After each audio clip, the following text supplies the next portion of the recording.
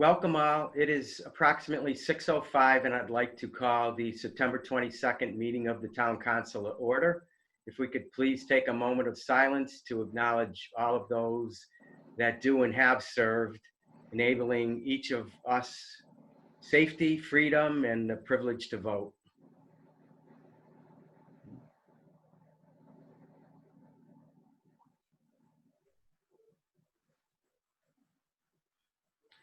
Thank you all. In accordance with Mass General Law, this meeting is being audio and video recorded, and I would ask, is anyone in our audience recording? And if so, could you please identify yourself? It looks like hearing and seeing none. This meeting is being held virtually through a Zoom webinar pursuant to Governor Baker's March 12, 2020 order suspending certain provisions of the open meeting law. Jeannie, I don't believe we have anyone signed up for public comments. That's correct. No one signed up. Thank you. Council comments, anyone? None. Mary, do you have a report for us this evening? She's muted. Yes. Muted. Gotcha. There we go. Okay. Better? Yeah. Better or worse? Who knows? You have many talents. Not only you can read lips as well. That's just one more thing we learned about you. You might want to keep me muted. I'm not sure. I'm going to just discuss a few things from notes that I made over the last couple of weeks with what's been happening. You have before you tonight a notice of intent from the Wescom Board of Directors regarding their intention to borrow money to purchase Salter College. That's just an information item for you. The council does have the right to vote against that acquisition. And I would hope that you wouldn't do that, but that's your prerogative. But that notice was passed as a result of the last Board of Directors meeting. It was signed by all four chief executives of the member communities. Obviously, if there's any questions on that, we can certainly discuss them, and Aaron Hastings will come to any meeting if you have specific questions about that acquisition. We have 60 days to conduct the financing, and what I'd say about a week has gone by since we made that resolution. So there's plenty of time on that. The last couple of weeks have really been spent on trying to just organize some major projects that have been, I don't want to say languishing, but have not had a lot of attention because of our response to COVID. Donna Prather and her rec commissioner and other department heads have been working very hard trying to complete the open space program. They're very close to answering the remaining 7 questions that the state had posited. And I look forward to being able to submit that open space program by the end of this week that we're in. And what that will do, obviously, is be incorporated into our subsequent master plan, but it will also enable the town to apply for a lot of grant money that we're currently not eligible for, which, you know, the successful application on those grants may open the door to many other projects. Chief among them, the major project pending at Heritage. I know Ralph mentioned last week or asked the question about whether the previously approved CPC money had been spent. And it hasn't. There's, I believe, $113,000 that was approved by the CPC for additional architectural drawings and designs. But after conversing with Bruce Fenney and Donna, we think that the plans and drawings that were made by the architect in May of 2016 by Berkshire Design are sufficient to move forward on the project. That project has a $5 million price tag in 2016 money. So theoretically, it will be up to 10 or 12% more than that if we go forward now. So that's part of the reason it hasn't moved forward, that that money is not available. as I referenced, some grant money may become available once our master plan and open space plans are complete, and that would be a big help.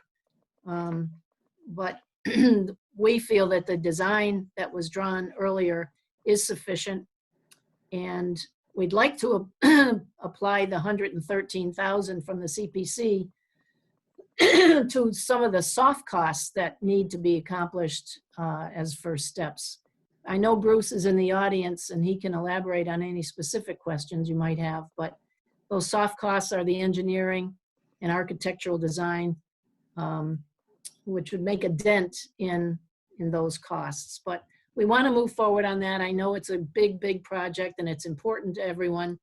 The whole Recreation Commission is behind it, and they've been working hard to push it forward. So we're just trying to take it one step at a time and move it to closer to fruition, but it's still a ways away in all candor with that price tag.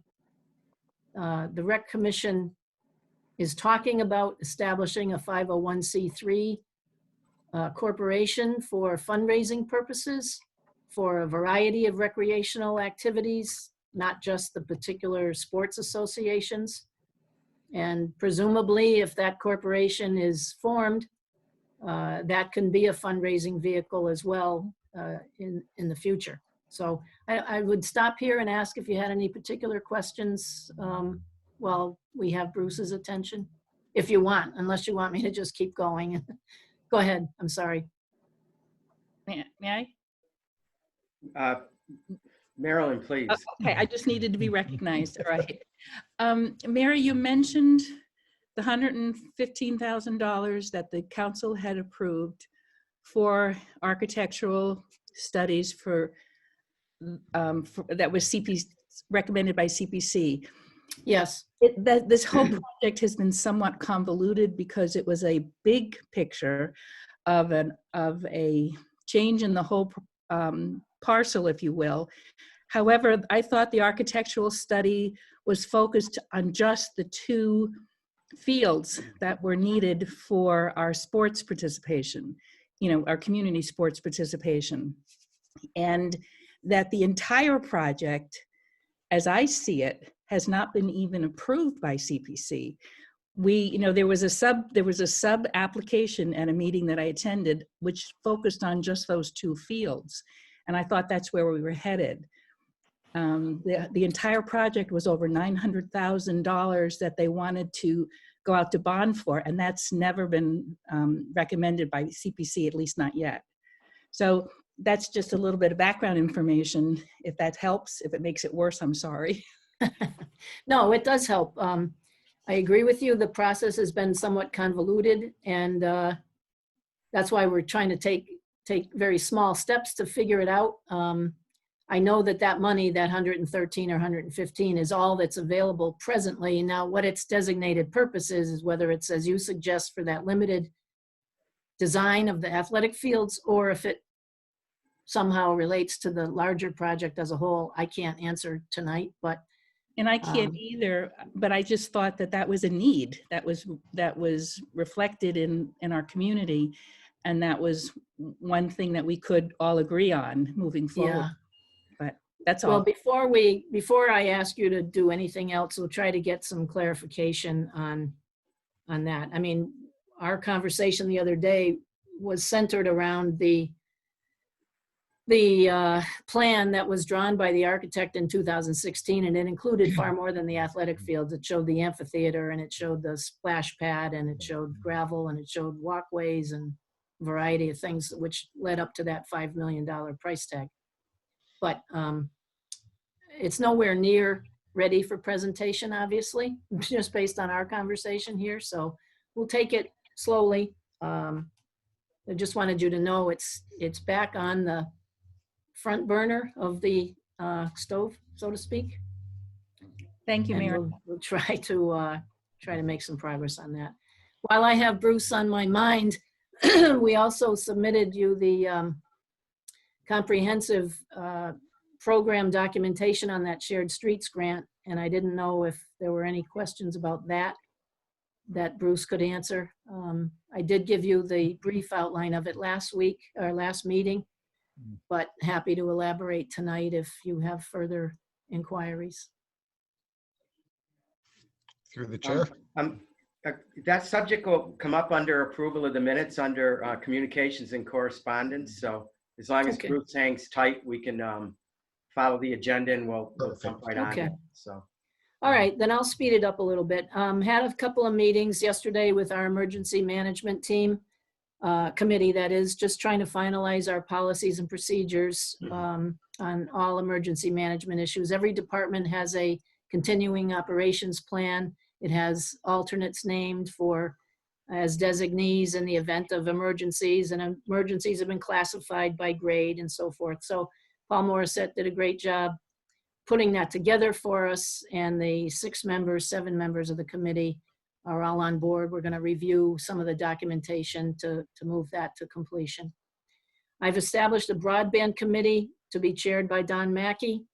Other members, Connor O'Shea, Ryan Quimby, Bruce Adams, and Councilor Anderson, all of whom had expressed an interest in this subject matter many moons ago, and the committee was never formed, so we're going to look into it.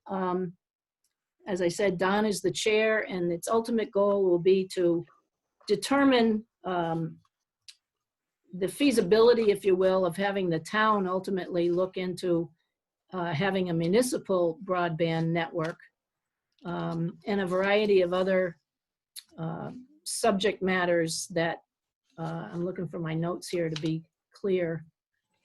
Hang on with me just a second, please.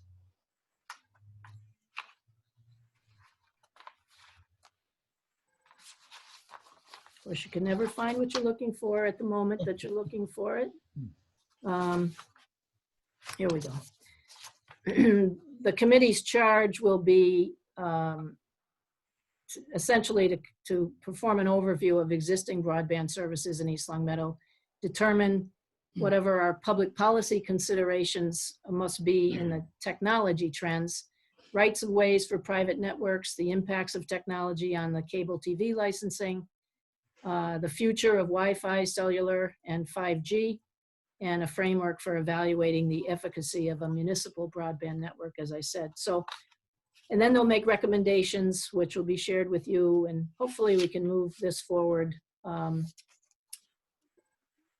to eliminate the problems that Pat Henry had tonight, for example.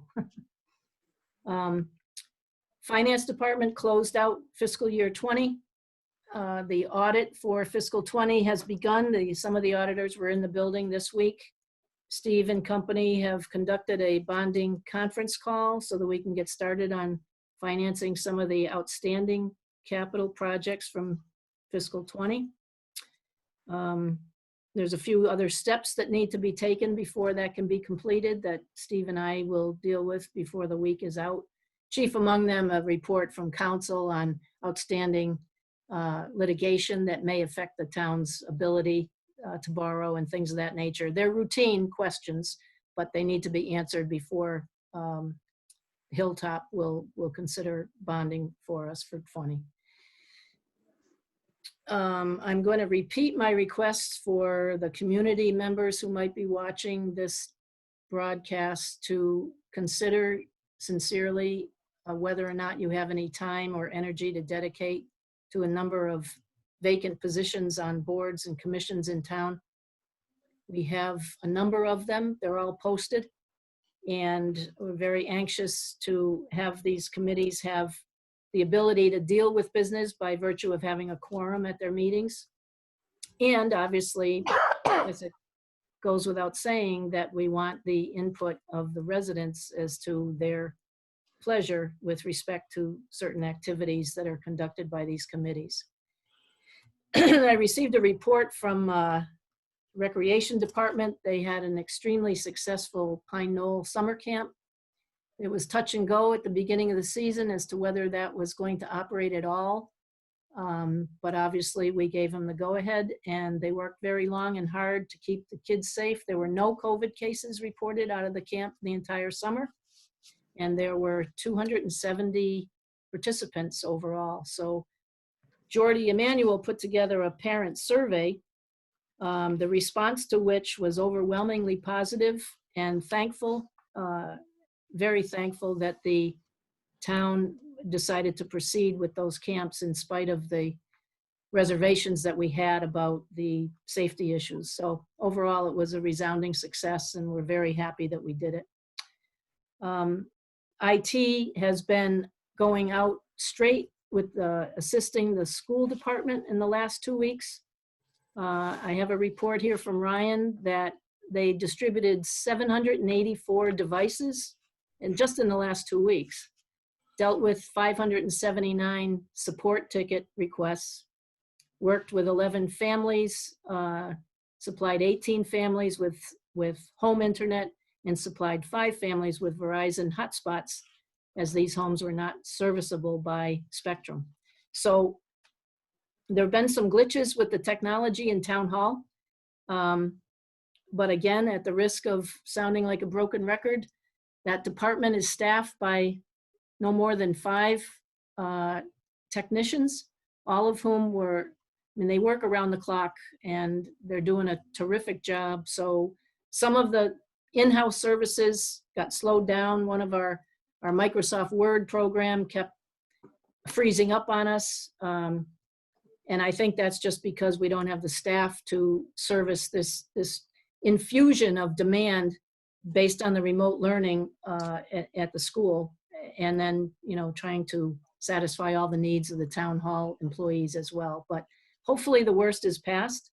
I know Ryan's taking a vacation next week, so I think it's at least in part attributable to the demands on his time over the last 2 to 3 weeks, but I think it's mission accomplished.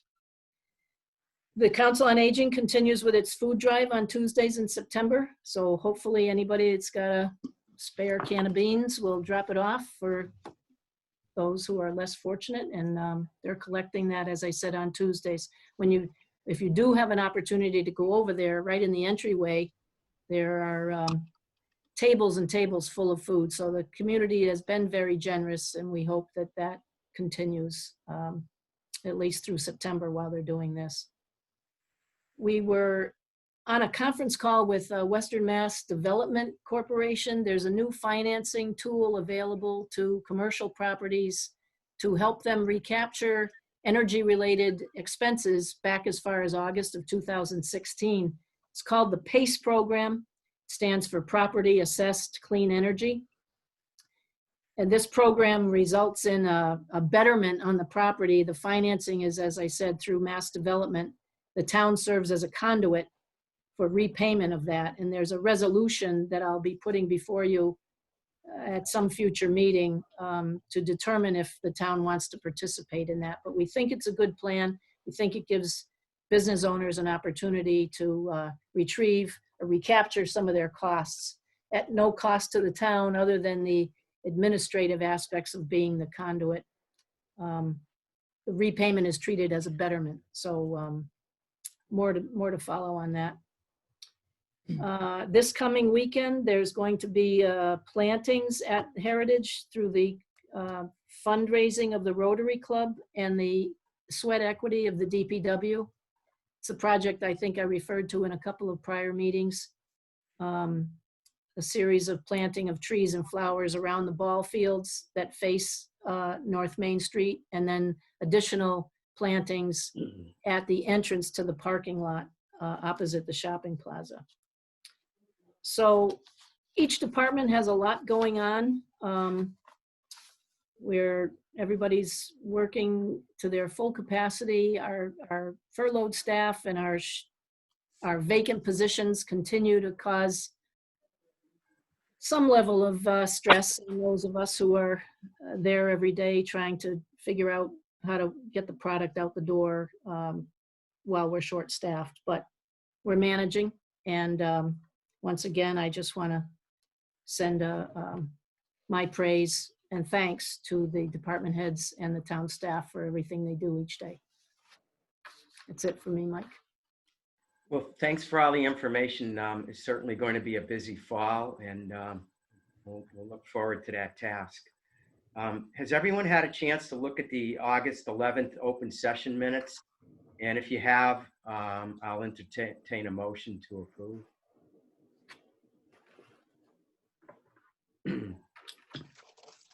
I think Pat has a question. Pat? You muted? You're muted.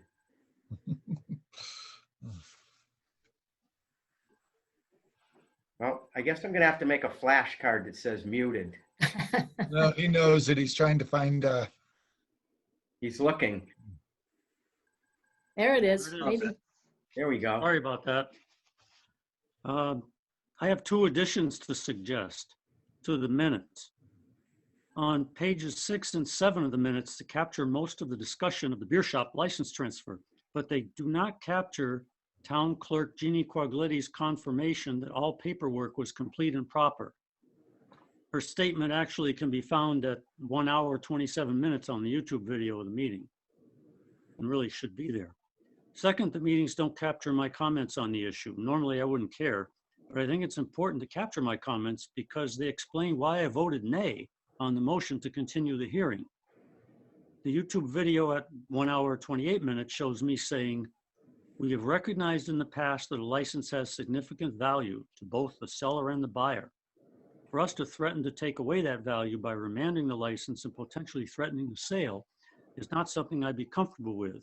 So this may violate some form that we have not done, but in terms of process, it appears reasonable to me," end quote. Rather than repeat all that in minutes, I move that the minutes be adjusted to say, Counselor Henry, having received reassurance from Town Clerk Jean Quaglitti that all the paperwork was in order, indicated he was in favor of approving the application immediately and voted nay on the motion to continue the hearing. Would that be okay with everyone?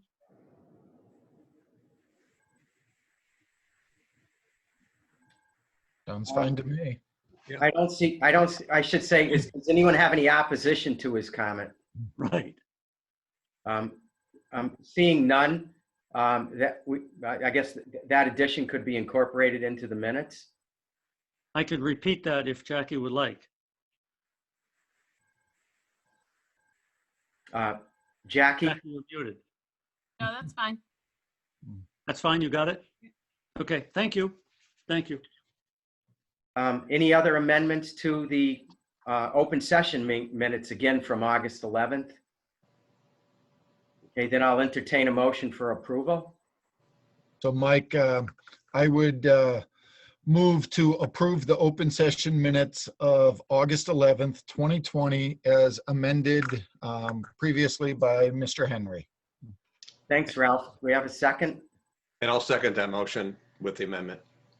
Thank you, Don. The motion's been made and second. Is there any further discussion? Hearing and seeing none.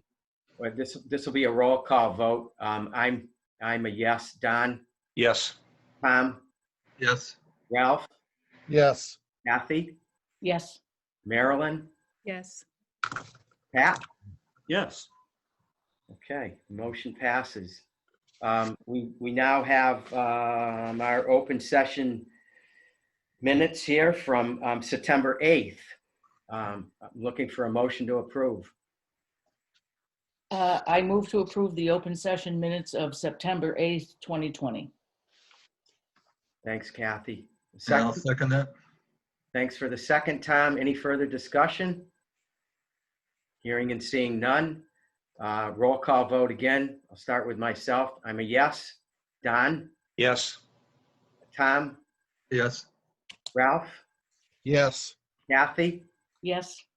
Marilyn? Yes. And Pat? Yes. Thank you. Under communications and correspondence, Mary briefly touched on the shared streets and space grant program. I don't know if she had the opportunity to state this, but I can say I remember Bruce asked for $133,000 and we were successful in obtaining $117,000 of that.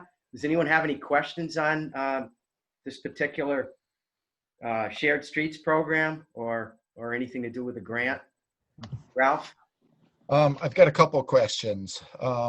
Obviously, if it's going to cost us 133,000, we came up with 117. The first question is, where's the other 16,000 come from? Do we need to allocate that in the future from free cash? The second question has to do with more of the design aspect of it. Parking is at a,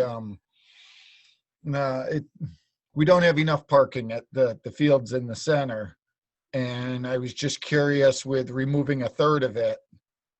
I'm certain they've gone through all of this and looked at it. It just, it's just going to make for more parking on the roads from what I can see when the fields are being used. It's just a concern.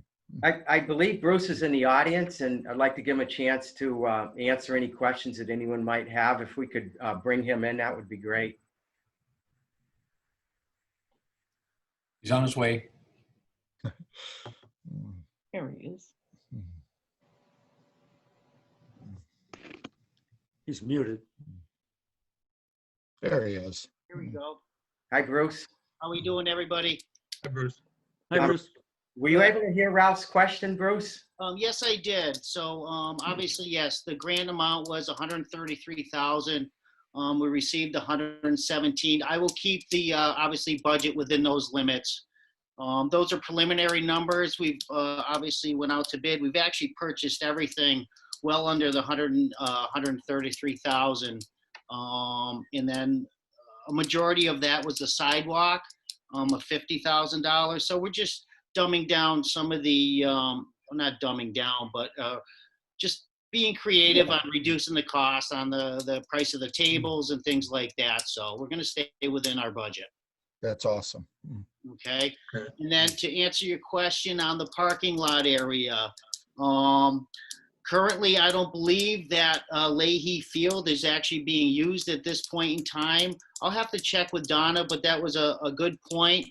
But I think a lot of the sports and things like that that are happening, obviously in town, is actually diminished quite a bit.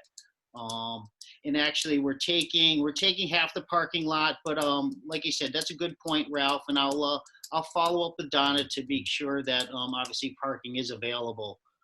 We could always on Maple Court. I don't know if you know the area where the old shuffleball courts used to be, Ralph. Yep. Right there. So we can always open up that if parking becomes an issue or something along those lines. But I will definitely follow up with Donna and address that if it is a concern. Okay. Okay.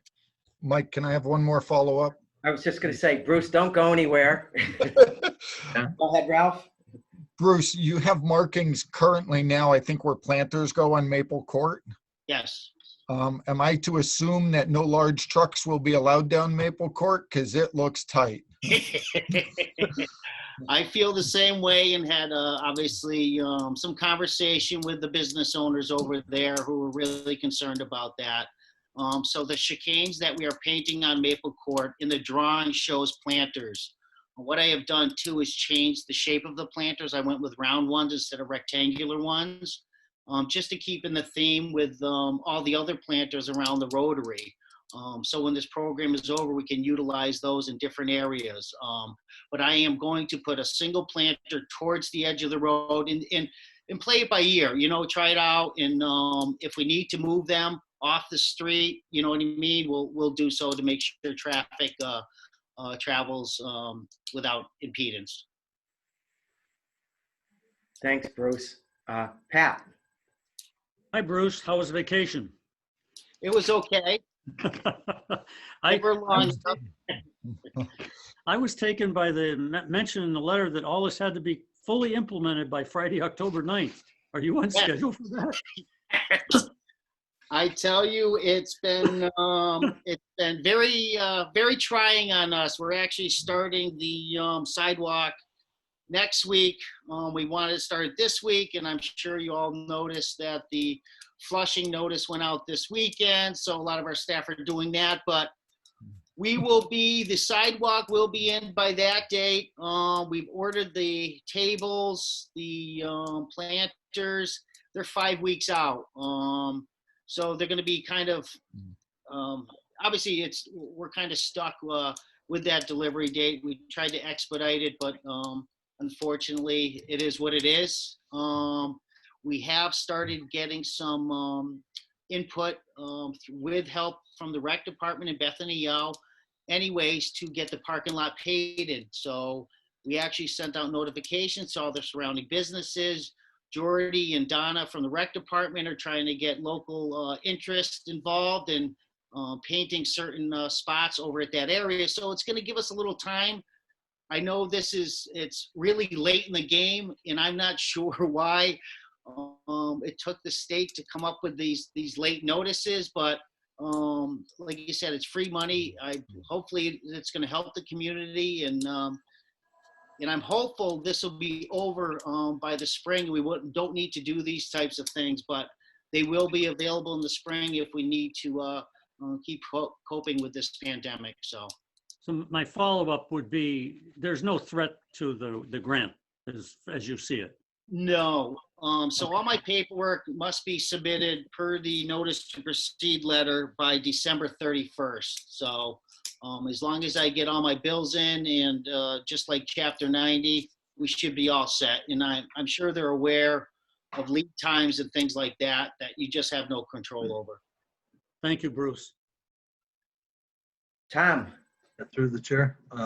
Bruce, a couple of my questions were already answered. My last remaining question has to do with Maple Court. That's a very narrow street, and we've all used it, I'm sure, at one time. Is that going to continue to be a two-way? Yes, it is. Is there any opportunities to widen that? I know we don't own the land. At this point in time, no. I think we need to look at that at some point in time if we decide it's obviously an area where we have a lot of accidents. I haven't seen any because the speed limit at that area is quite low. I think it's like 10 miles an hour, and I think it's something to look at in the future. But also with this program, I'm going to be installing signs as well as everything else, or reduced speed signs and things like that. Like you said, the only good thing is the chicanes that we are painting on the road. So like you said, if you get into a situation where you can't, you know what I mean, go around somebody or things like that, at least you don't have any kind of structure interfering with your vehicle. So Right. You can drive over those if need be. So nothing's going to change. It's just meant to slow down traffic temporarily. In the notification also, it states that this is just for temporary use only. It's not something they recommend for long use to solve traffic problems. All right, I have another question, and that has to do with that lot is currently, and I've seen many, as I'm sure all of you have, large trucks parked in there to service the local businesses. Will that not be allowed? Everything will be allowed. I actually spoke with many business owners on that street, and were concerned with what we are doing. I told them to contact me if they have any issues or concerns, and we'll move. Like I said, the only thing that's going to be involved on that street that isn't there now is some paintings and some of those planters. And I may end up removing those planters if they do become an issue. So nothing's really going to change except some planters and some markings, obviously, on the pavement. Okay, thank you. Thanks, Bruce. I guess we're all set with all the information you were able to provide. You're welcome. Under communications, Mary briefly touched on the Wescom notice of intent to incur debt. Anyone have any questions regarding that subject matter? Tom? Question, within the notice of intent, it shows a figure to finance of 1.3 million to cover the purchase of the building and closing costs. That shared across all the communities involved? I'm going to defer these questions to Mary. Mary worked diligently on this, and I'm sure she'll be able to satisfy once we get her off of mute. work in progress. Did you ask if that was spread across the 4 communities? Yes. Tom, is that this question? No, it's coming out of the Wescom budget. All the debt service is coming out of the Wescom budget. We had to approve it as the CEOs of the member communities. But as it's built into their budget already.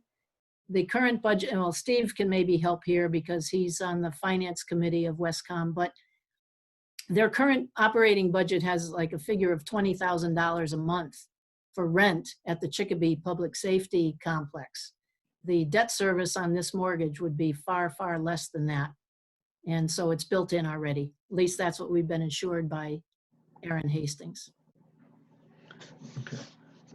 So a follow-up question, does that mean that if the cost that this partnership incurs, our portion may get reduced by some amount? It should in the near future because the move to Salter College will allow Wescom to expand. They believe they have room for 13 communities in that facility. And if that's the case, even if they grow, currently there's 4 of us, but with each community that's added, the minimum assessment now is 100,000. So every dollar in reduces the operating costs or assessments to the member communities. Okay, thank you. Okay. No other questions at this point regarding that subject matter. I will entertain, excuse me, I will entertain a motion to open our public hearing that's scheduled for 6:30 this evening. And that motion hasn't been assigned to anyone, so anyone that can bring that So forward, moved. great. Ralph? Second. Okay. So I moved it, Don seconded it. It was cut out, but great. We have a motion on the floor. It's been seconded. If there's no other discussion on that, then we'll roll call vote the opening of this public hearing. I am a yes. I'm sorry. Pat? Have we ever done this before? I thought you could just open the meeting. It's been posted. It's been posted. It's been announced. Why would we need to vote? Time. Open? I'm erring on the side of caution. There's been discussion amongst the town, and I've spoken with attorneys, and this might be a better method going forward to put a motion on the floor to open these public hearings, and there'll be a motion to close and continue as well. And follow up, I can understand the close because that could deprive someone of the right to speak, even though we've always been very, very careful about letting people come in after. But to open, that's my comment is, wow. Okay. Okay. So the motion's on the floor. It's been seconded. If there's no further discussion, I'm a yes. Don? Yes. Tom? Yes. Ralph? Yes. Kathy? Yes. Marilyn? Yes. And Pat? No. Okay. We can consider this public hearing now being opened at 6:43. The public hearing is to address the establishment of a mixed-use village district bylaw, during which the first 2 required readings of the bylaw will occur, as outlined in Article 2, Section 6 of the Charter. Council members are, I'm Michael Kane, Don Anderson, Tom O'Connor, Ralph Page, Kathy Hill, Marilyn Richards, and Pat Henry. Jeannie, could you please read the notice into the record? Sure.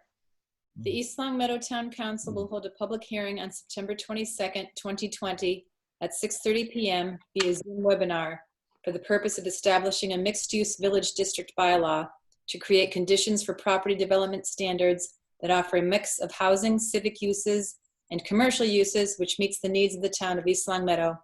Information relating to this bylaw is available for review by the public on the town's website. And then follows the Zoom link. For the council, Gina Quagliati, clerk of the council. Thank you, Jeannie. The applicant, which is our planning board, will now present a proposed action to the council I believe we're looking for Russ Denver.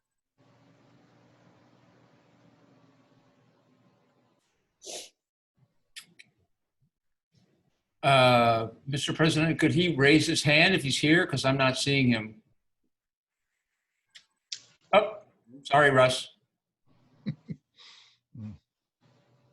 Thank you.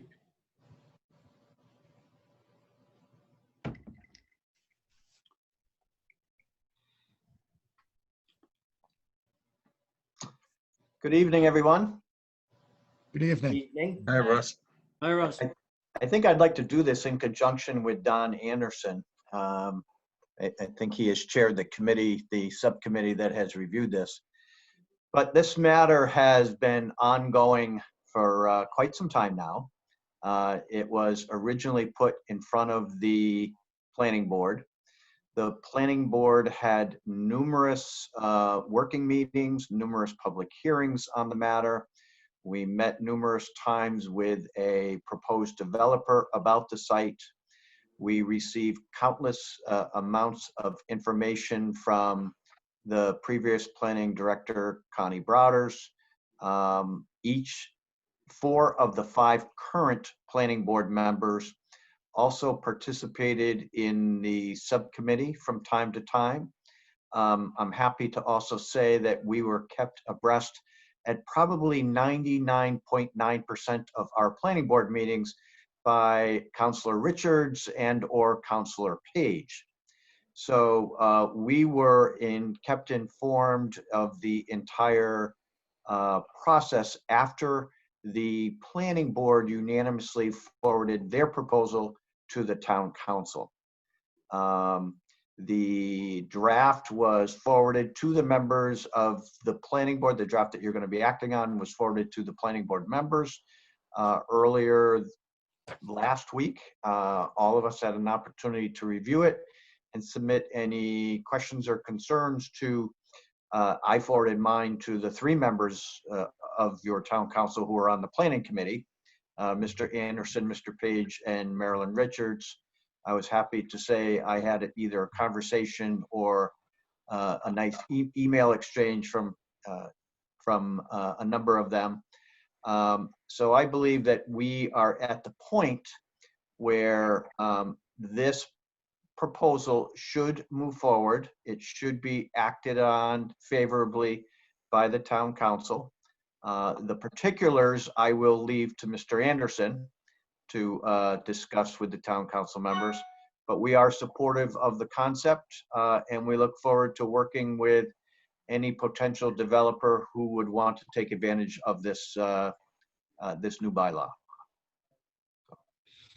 Thanks, Russ. And Don? Thanks, Mr. President. Question, are we reading this in first and then commenting, or am I going to give sort of a summation and then we're reading this in, or we're not reading this in? I just want to get clarity on this. I believe Russ has deferred to you as actually helping represent the applicant, which is the applicant being the planning board. So if you could give us your synopsis of this, that would be great. What will take place after that is I have a packet here of the actually 9 pages of the bylaw, and I'm going to ask anyone that has a copy of that in their presence to be able to read these into the record. The tables will be available in the town hall for anybody that would want to view them at a later date and time. Well, first and foremost, I want to thank the members of this committee, and we've had various members. Some I'm looking at right now, but the final batch included Councilor Ralph Page, who wasn't a councilor when he first got on, Councilor Marilyn Richards, who also wasn't a councilor when she first got on. We have Connor O'Shea, and we also have Sid Starks and myself. And this was a lot of work. It went over a year and a half. We had, was it a year and a half, everyone? It was, probably. And there's been a lot of input, comment, changes, morphing this to where it is today. I mean, we've changed. It was originally a mixed use bylaw, then it became a mixed use village. We put restrictions on, we had setback requirements, front side yards, the number of, I believe, 12 residential units per acre.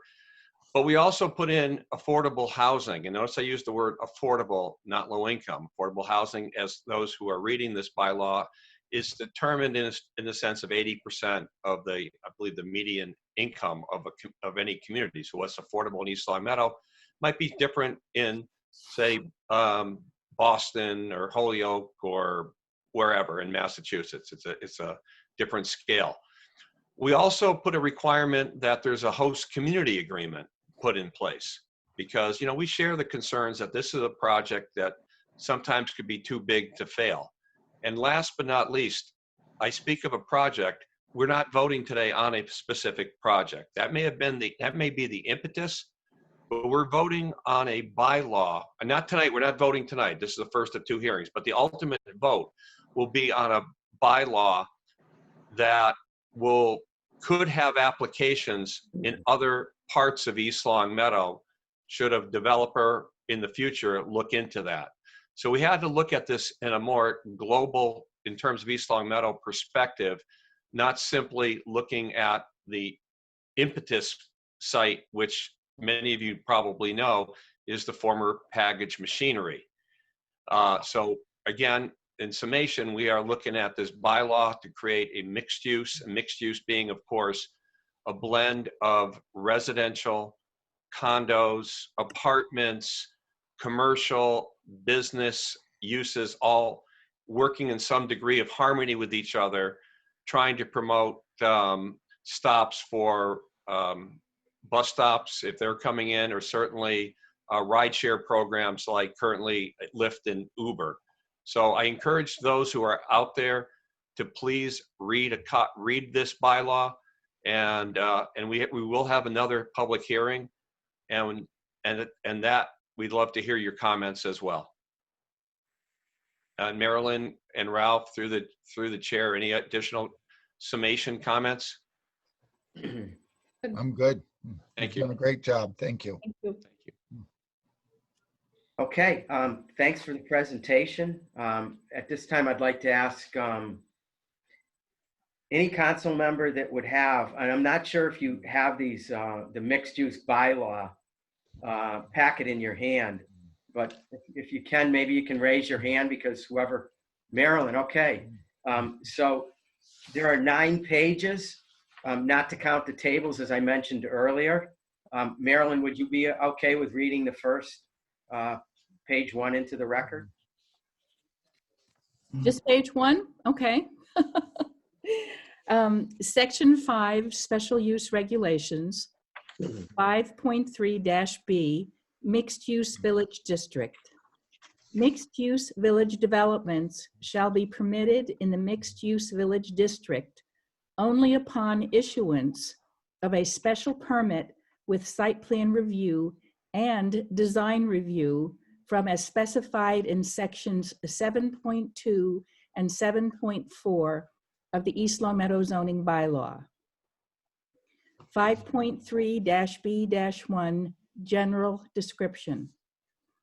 Mixed-use village development shall mean a development consisting of a mixture of residential, commercial, and business uses and building types, including single-family dwellings, townhouses, multifamily dwellings with or without attached business or commercial spaces, business and commercial buildings, recreation facility, and open space.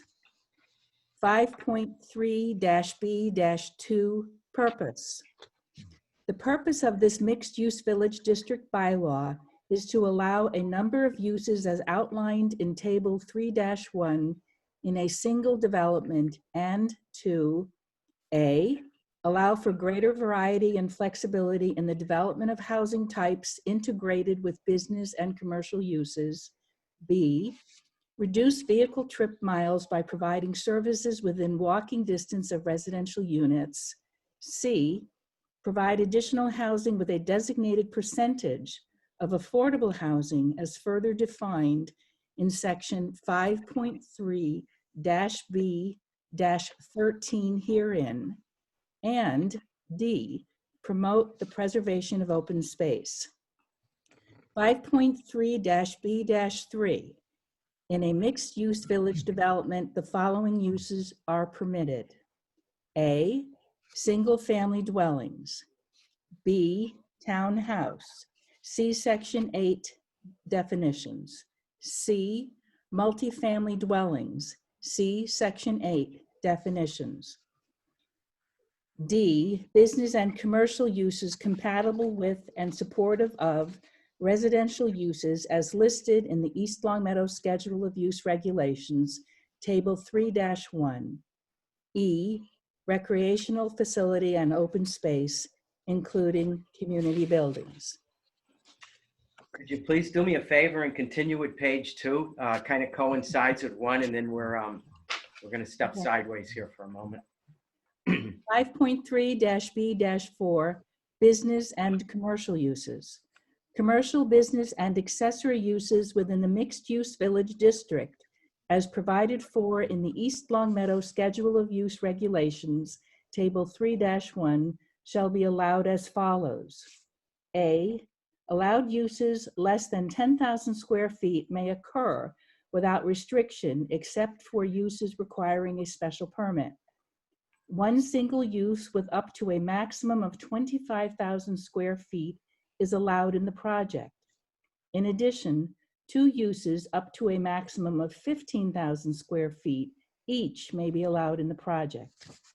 B, total gross floor area devoted to commercial and business uses shall not be less than 15% nor exceed 30% of the total gross floor area of the mixed-use village development. Any phasing of a development shall include the required minimum ratio of non-residential to residential uses. C, signage. All signs permitted in the mixed-use village district are subject to Section 5.8 signs as it relates to the business district East Long Meadow zoning bylaw. Thanks, Marilyn. You're welcome. So what Marilyn just read in here were special use regulations. And I do have a page here which is classified as our definitions. It starts with mixed use bylaw. It does not have a numerical page number on that. If anyone has that in their possession, could they read that into the record? And then we'll continue with the special use regulations. Kathy, I see it in your hand right there. Yes, I'll do it. Thank you. Add to Section 8 definitions. Townhouse, a single-family dwelling connected by one or more common walls. However, there shall be no more than 6 and no less than 2 townhouses per structure. Multifamily dwellings, a building containing at least 2 dwellings with separate sleeping, cooking, and sanitary facilities. Green space. Green space is land that is partly or completely covered with grass, trees, shrubs, or other vegetation.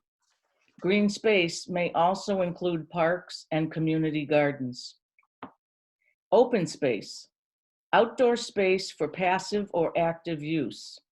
It includes, but not limited to, recreation areas, landscaping, hardscape, water features, seating areas, plazas, gazebos, sidewalks, and trails. Open space does not include parking areas or parking lot landscaping. Thoroughfare, a road or way connecting one location to another. On land, a thoroughfare may refer to anything from a multi-lane highway to a rough trail. Thoroughfares are used by a variety of traffic, such as cars on roads and highways. On water, a thoroughfare may refer to a straight channel or waterway. The term may also refer to access to a route distinct from the route itself. In other words, thoroughfare may refer to the legal right to use a particular way. Recreation. Recreation is an activity that people engage in during their free time, that people enjoy, and that people recognize as having socially redeeming values. Indoor self-storage. A facility that provides indoor units leased to individuals and business owners for the storage of household goods, excess supplies, and archived records as examples. Such facilities may be climate controlled, individually secured, and may have multiple stories with elevator access. All storage units to be accessed from within the building, and no storage unit shall be used as a residence. Mixed-use village development. A development consisting of a mixture of residential, commercial, and business uses and building types, including single-family dwellings, townhouses, multifamily dwellings with or without attached business or commercial spaces, business and commercial buildings, recreation facility, and open space. Affordable housing. Affordable housing units are units which may only be rented or purchased by eligible households whose annual incomes, adjusted for family size, do not exceed the limits for maximum annual income for low-income households, or households 80% of the median income for East Long Meadow, as calculated by the United States Department of Housing and Urban Development, or any successor agency, and are eligible and countable for the purpose of the Commonwealth's Mass General Law, Chapter 40B, Subsidized Housing Inventory, also known as SHI, or its successor. All right. Thanks, Kathy. Now we can get back into order here with the special use regulation, and which would be numbered page 3 and 4. Don, I saw your hand up earlier. Do you have the 3 and 4 in front of you? I do. Would you read that, please? Certainly. Okay.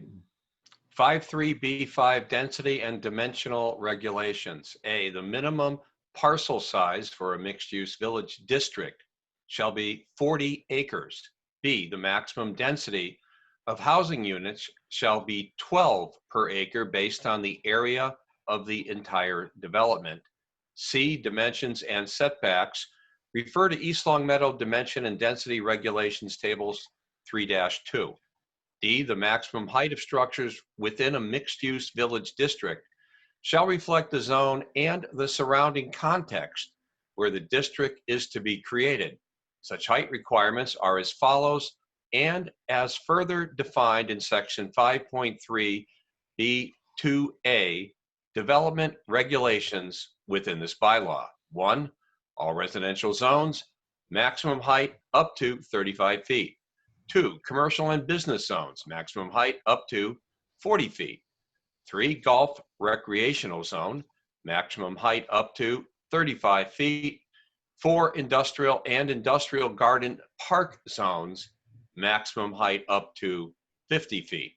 E, building setbacks from parcel boundaries shall be 1, front setback 100 feet.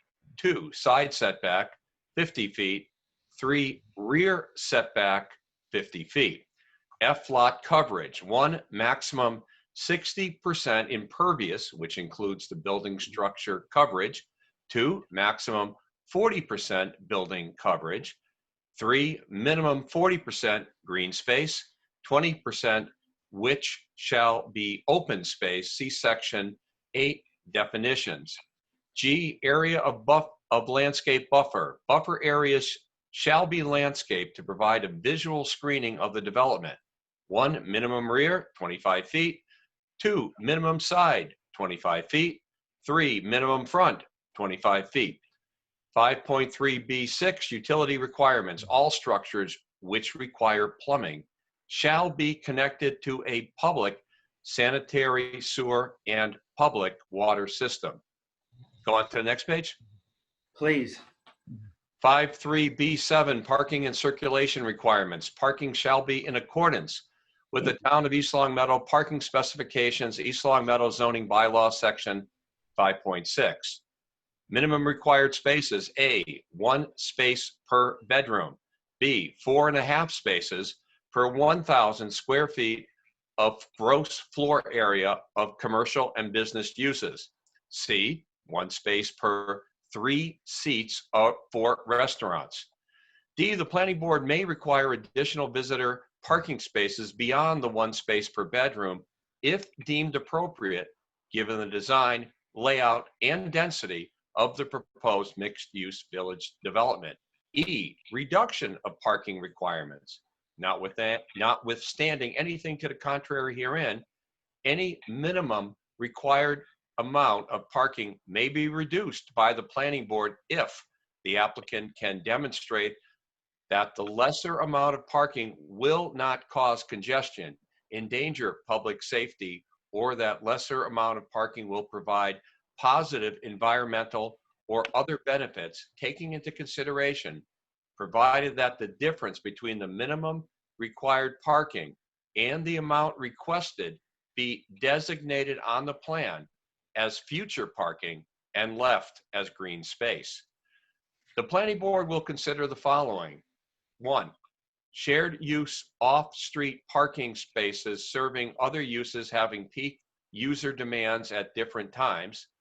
2, impact of the parking requirement on the physical environment of the affected lot or the adjacent lots, including reduction in green space, destruction of significant existing trees and other vegetation, destruction of existing dwelling units, or loss of pedestrian amenities along public ways, and 3, such other factors as may be considered by the planning board. 5.3B8 design review. The design review committee or the planning board acting as the design review committee shall review applications for all actions that are subject to the provisions of this section and shall make recommendations to the developer prior to and within the public hearing for site plan review as to the conformance with the design standards established within section 7.40 design review. The planning board shall retain overall responsibility and authority for design review approval. The planning board may also employ consultants to assist in design review at the expense of the applicant. Thanks, Don. Welcome. Page 5, Tom, do you have page 5 in front of you? I see Tom's muted right now. Tom? We're back. Okay. I do have that page. Pages, I'd be glad to read it. How about 5 and 6, if you will? Yep, okay. Thanks. 5.3-B-9, Community Association. A community association shall be established, requiring membership of each unit owner in the mixed-use village development.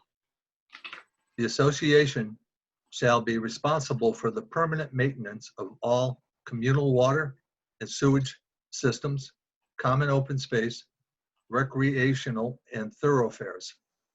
An association agreement shall be submitted with the special permit site plan review application guaranteeing continuing maintenance of such common utilities, land, facilities, and assessing of each until a share of maintenance expenses.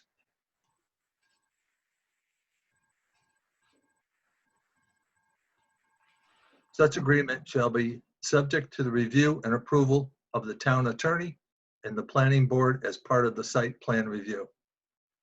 B, such agreements shall provide that in the event that the community association fails to maintain the common facilities in reasonable order and condition in accordance with the agreement, the town may, after notice to the association and public hearing, enter upon such land and maintain it in order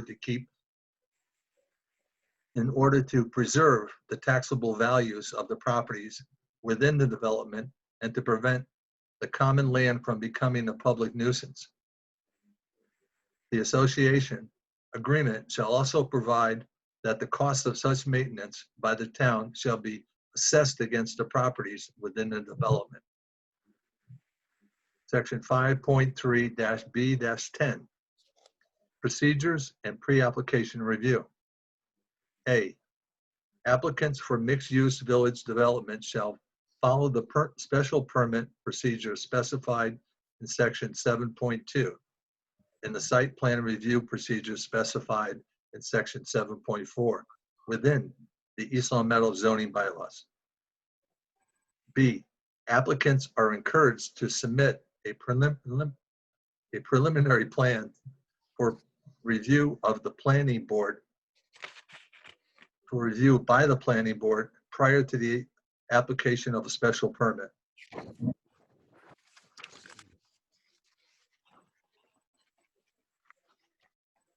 Next page, 5.3-B-11, additional provisions.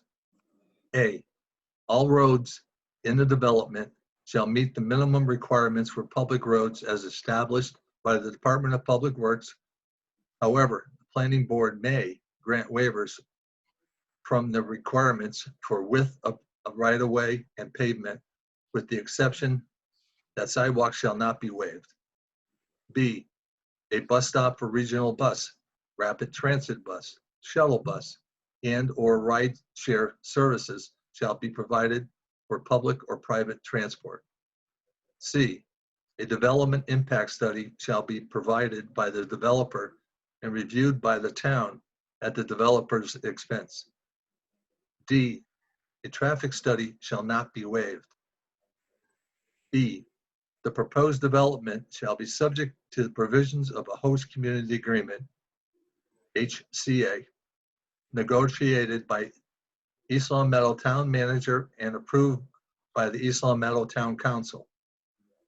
This agreement shall address impact issues such as, but not limited to, traffic mitigation, affordable housing as further outlined in section 5.3-B-13 herein, school enrollment, public safety, peer review, as some examples. Thanks, Tom. You're welcome. Page 7, Ralph, would you care to take a shot at that? Sure, no problem at all. 5.3B12, development regulations for the mixed-use village district. Development, redevelopment, and reuse will generally be deemed consistent with the purposes of the mixed-use village district when the planning board has determined that the proposed project meets the following objectives. A, in the spirit and context of creating a mixed-use village development, heights of new buildings shall approximate those of adjacent and existing buildings. Diverse roof styles and heights are encouraged and should complement the surrounding developed environment. Flat roof lines are to be discouraged as they are not in keeping with the New England architecture. B, mixed-use village development will be consistent with the zoning bylaws of the town of East Long Meadow. C, the mixed-use village development will provide for quality development consistent with the character of building types, streetscapes, and other community features traditionally found within the town of East Long Meadow. D, the mixed-use village development will have adequate water, drainage, and sewerage systems, or provide upgrades to existing systems for its needs and usage to satisfy town of East Long Meadow requirements. E, the commercial and business uses of the mixed-use village development shall be planned and designed in an integrated manner to complement the residential uses and help foster vibrant, workable, livable, and attractive neighborhoods consistent with the town of East Long Meadow's zoning bylaw and this section. F, site development, location of buildings and structures. A lot in the mixed-use village district may contain more than one structure with a principal use. The planning board may grant approval for multiple structures on one lot only upon making a determination that the proposed development contains the correct percentage of commercial, business, and residential uses. G, residential condominiums and townhouses shall not exceed 3 bedrooms. Residential apartments shall consist of a mix of 1 and 2 bedroom units. Thanks, Ralph. And the last page right now that needs to be read into the record, Pat, are you willing to read page 8? I do not have a copy of it, Mike, sorry. Okay. Mike, I'll continue on. Thanks, Ralph. Please do. 5.3B13, affordable housing. Affordable housing units are units which may only be rented or purchased by eligible households whose annual incomes, adjusted for family size, do not exceed the limits for maximum annual income for low-income households or households 80% of the median income for East Long Meadow as calculated by the U.S. Department of Housing and Urban Development or any successor agency, and are eligible and countable for the purpose of the Commonwealth's MGL Chapter 40B Subsidized Housing Inventory, SHI, or its successor. A, mixed-use village district projects, anticipating that 100 residential units or greater are to be developed, shall include affordable housing at a rate of 10% affordable units, according to the following schedule. Market rate residential units complete, 0 to 24%. The percent of affordable units would be 0. Market rate residential units completed, 25%. Number of affordable units would be 10%. Again, market rate residential units complete at 50%.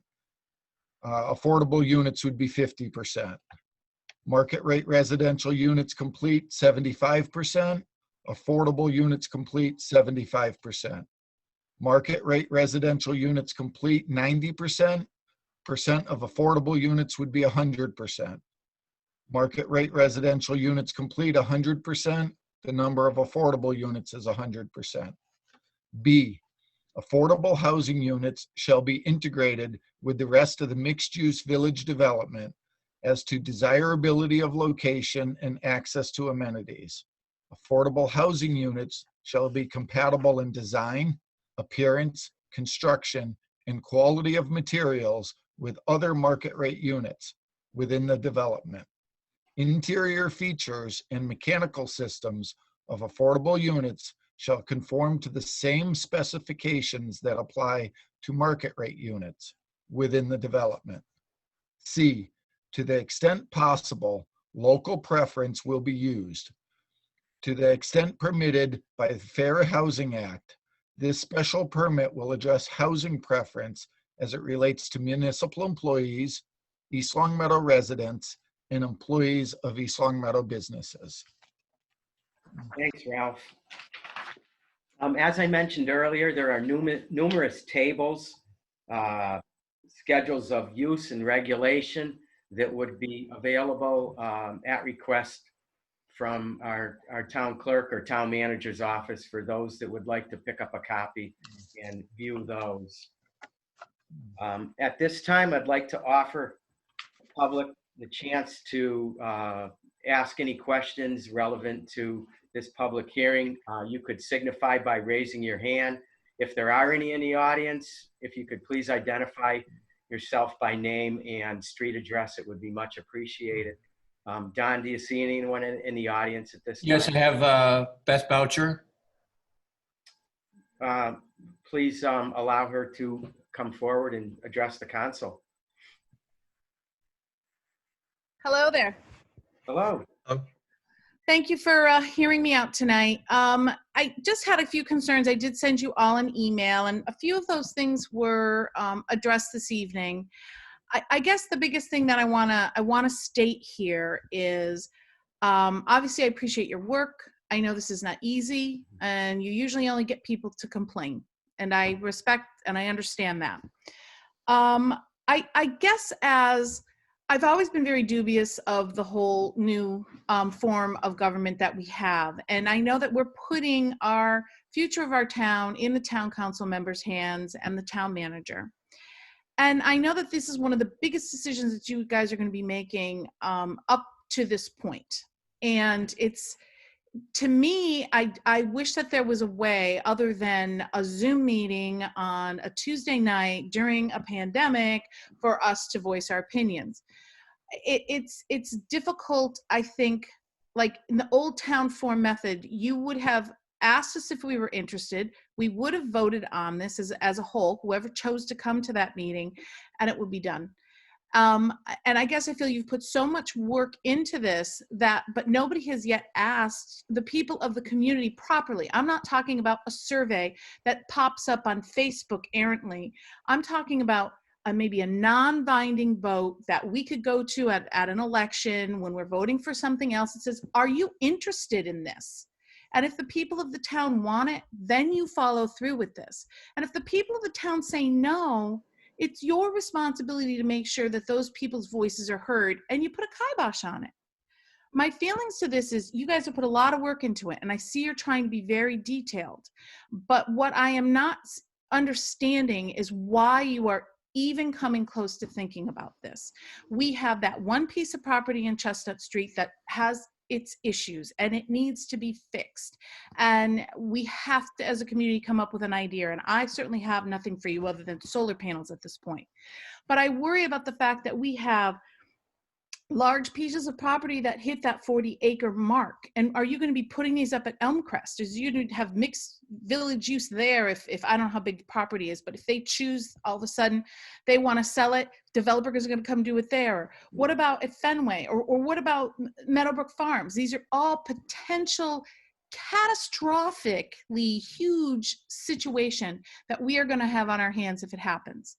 I don't see any benefit. I don't think we have offices that are not filled. We have restaurants that are not filled. We could use more senior affordable housing. I truly believe it, with a garage and not a bunch of stairs to climb up. We need that. From the standpoint of the school committee, and I'm speaking on my own behalf, have you even addressed that with the school committee? How are you not even thinking, okay, so now you're talking townhouses can have up to 3 bedrooms and condos can have up to 3 bedrooms and the affordable housing can have up to 3 bedrooms if depending on what it is, and the apartments can have 2, and where, you know, people are like, oh, well, it's going to be young professionals, or it's going to be maybe older people that are going to be moving into this without kids, but you don't know. That is a huge unknown. And are these developers going to help pay for a new wing on a school? Forget about a wing on a school. You need more than a wing because you need the cafeteria to fit the kids and you need the gym to fit the kids. This is huge stuff. And I really wish that this was brought before the town as a non-binding vote, just to understand what we want before you guys take a year and a half of huge effort for this. I'm not happy to hear this. It is not something that I personally want for my town. I don't think it's gonna bring any value to this town. We don't need more restaurants. I mean, they're nice. I mean, but we haven't filled the businesses that we need to fill yet. We could use more affordable housing. And I feel maybe some smaller homes, almost like Benton might be an advantage, even though I know those would bring in kids. But at least I feel people are setting down roots in a single residential home, and that's what I want to see. I don't want to see buses coming in and Ubers coming in and I don't understand that. And calling it a village makes it sound like it's Norman Rockwell and the snow is falling and a little wispy breeze and we're all going to think that this is lovely. And really what it is a traffic nightmare. So again, you know how I feel about you guys. You know I've been on my board forever and I respect the work that you've put into it. But I really just don't think that is what we want for this town, especially going into the unknown. That is the next few years ahead of us. We do not know where this whole mess that we've been put in, where we're going to be financially, where, you know, I understand the sound of the money sounds good, but I really think that when in doubt, it should be err on the side of caution. And I hope that you really take that into consideration. And I appreciate your time. Thanks, Beth. And for the record, could you state your address, please? Sure. I'm Elizabeth Marcian Boucher. I'm 138 Pease Road. And thank you for your comments. All right. Thank you. Don, anyone else in the audience? Yes, just a minute. Mr. Kaplan wants to join you. Thank you.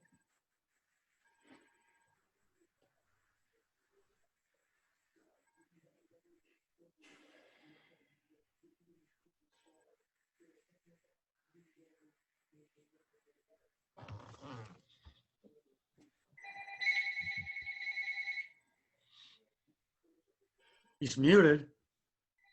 Nope. Okay, can you hear me now? Yes, we Yes, can. sir. Okay, thank you. My name is Bill Kaplan. I live at 16 Broadleaf Circle in the fields at Chestnut. We're approximately a quarter of a mile or so from the current property. And I, number one, want to commend the folks on the bylaws committee. It seems like it has been well thought out, and I realize the previous woman had a lot of points that are very, very, they're interesting and could be very concerning. Again, though, it does seem like it's been a year and a half now, and you've thought it out quite a bit. I'm going to assume, I would like to assume, put my confidence in the town leadership, if the leadership is behind this, and watching over any issues that might come up during the total development. I'm fairly confident with that. The property right now is absolutely an eyesore. I go by it sometime, once, twice, many times a day, and it would be really nice to have something nice there.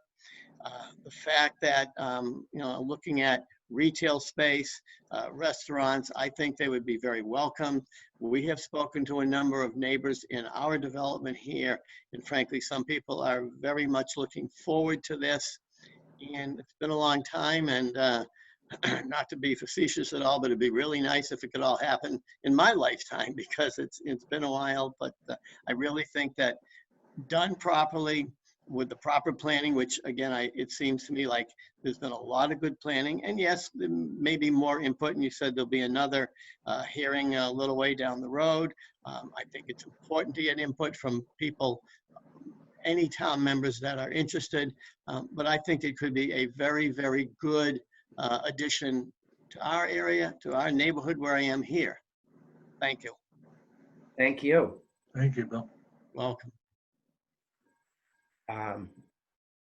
Don, anyone else? I'm not seeing anybody at the moment. Okay. I guess it's safe then at this conclusion or this point in time that I will close the public input section of the public hearing and open the discussion for council comments.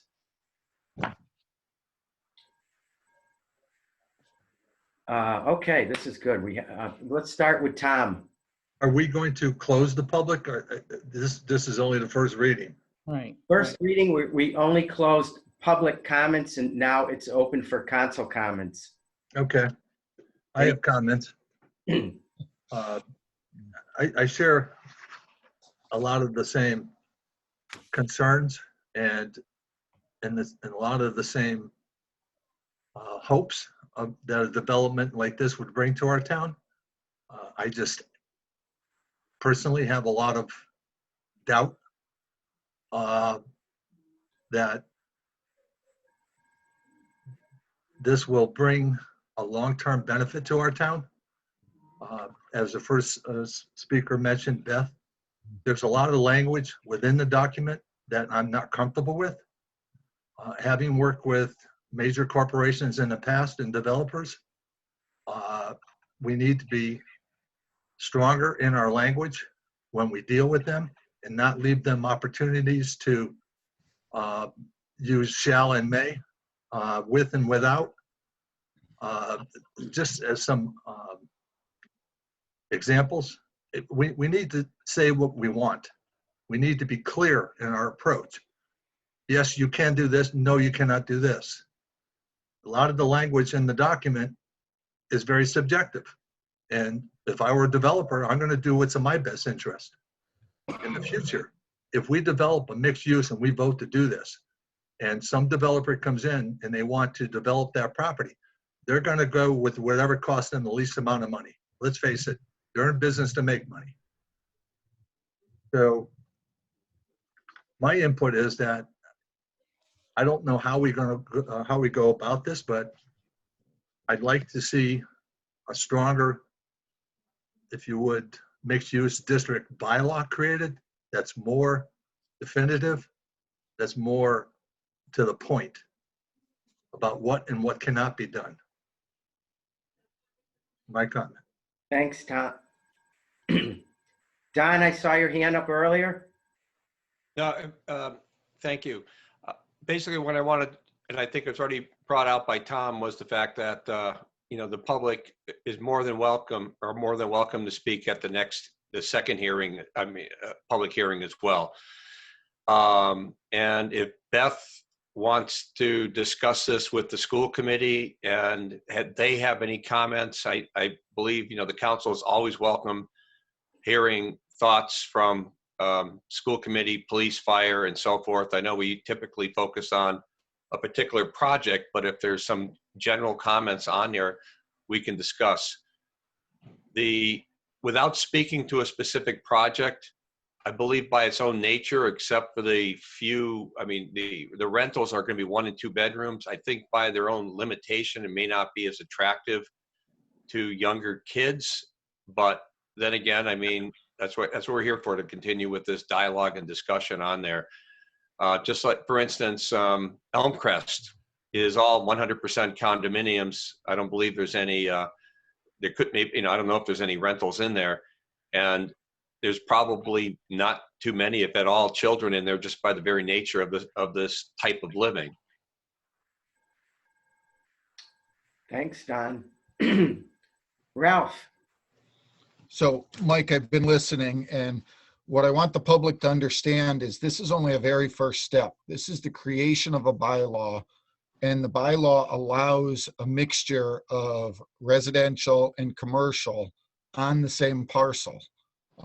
This is not for a specific project or anything. So if this bylaw passes, the next phase would be someone would have to come in with a application for a zone change, which goes through a public hearing. The council's able to look at the site, see if it's a good site for it, see if it's adequate. If that goes through, then the next thing would be a site plan review through the planning board. This is also under special permit. So that would be another public hearing where they could weigh in on the specific location and all of it. Then if they get through all of that, then they have to go to our town manager and create a host community agreement, which will look at traffic mitigation, which will look at the schools, which will look at their site plan, see what they're proposing for the number of units and all, and make a mitigation plan for it and say, hey, this is why it's not going to affect the town because this is what we're going to do. And once that gets through the town manager, then the town council still has to approve that. So we're at the very beginning of this, of which there is an awful lot of public hearing, public input, public comments that we want. We want to hear it all. We want to make a document that's as good as we can to start. We worked well over a year on it, and there was a lot of back and forth and give and take, and you listen to people and then you make adjustments and then you go back again. And I overall, could there be a couple things that are adjusted in it? Yes. Do I think as a bylaw it's excellent? I do. I think there's a lot of give and take, and there's a lot of checks and balances that were placed into it to protect the town, to make sure that we get the right development in the right location at the right time. Thank you. Thank you. Thank you for the clarification. As Ralph stated, this is only step one. And at this point in time, do we have any other comments from any other council members? Marilyn? Just quickly, I echo what Ralph just addressed. Please know that one of the cardinal rules of zoning is you don't create a zoning bylaw that benefits one individual or one entity. And that's why we worked so hard within this process, as I said, with East Long Meadow on the table, so that we would reflect the needs of our community. there is a need in our community for some affordable housing. We are required, we have a regional fair share that the state requires that we meet, which is 10% of our housing stock. In 2010, we were at 7%. And with the latest census, I'm not sure where we're at, but it's certainly much lower than that because we haven't added any affordable housing units into our housing stock. We're not talking about large projects of low to moderate income housing. We're talking about, in this particular bylaw, a 40-acre parcel, 48 units. And the hope would be to provide an opportunity for young professionals or a single, millennial who's living in the basement of his home right now, who would love to be in an apartment, would be eligible financially for an affordable unit, or some seniors who want to stay in town. This gives the town an opportunity for a gradual approach to what our regional fair share is, and we haven't done anything up until now. And so that's why we incorporated that small piece into this project to begin to address the needs that are within our very own community, that I think we have a responsibility to try to meet. So, we're looking forward to hearing what other people have to say. We can certainly just, modify the language if need be. Having been at the table and incorporated in all those protections that Ralph talked about, this is a leap of faith, yes, but we know we really did dot all our I's and cross all our T's. Thank you. Thanks, Marilyn. Any other comments from our council? Hearing and seeing none. Just want to remind all the public, anyone that's chiming in, that we are going to have a second public hearing on October 13th at 6:30, which will give anyone an opportunity to speak again or any questions that might arise out of tonight's meeting. That being said, I'll entertain a motion to continue this public hearing to October 13th at 6:30. I move to continue the public hearing for the proposed establishment of a mixed-use district bylaw to October 13th, 2020 at 6:30 p.m. for the purpose of a second reading. I'll second that motion. The motion's been made and seconded. Any further discussion? And this requires a roll call vote, and I am a yes. Don? Yes. Tom? Yes. Ralph? Yes. Kathy? Yes. Marilyn? Yes. And Pat? Yes. Okay. Thank you all, and I appreciate your comments. Okay. Under licensing matters, we have approval of the DBA name change from Bentley's Bistro to Craft 32 Bistro and Events. This is continued from our September 8th, 2020 meeting. Don, I'm looking for a representative from that establishment that might be able to answer questions that derived from our last council meeting. All right, so you have Mr. LaQuarrie is in the audience, Mr. Garcia, and Mr. Mangalik. Okay, the gentleman that we'd like to speak with is pertaining to Bentley's and a name change. Yeah, I think it might be Mr. Garcia, so I'm going to promote him and we'll see. Thanks.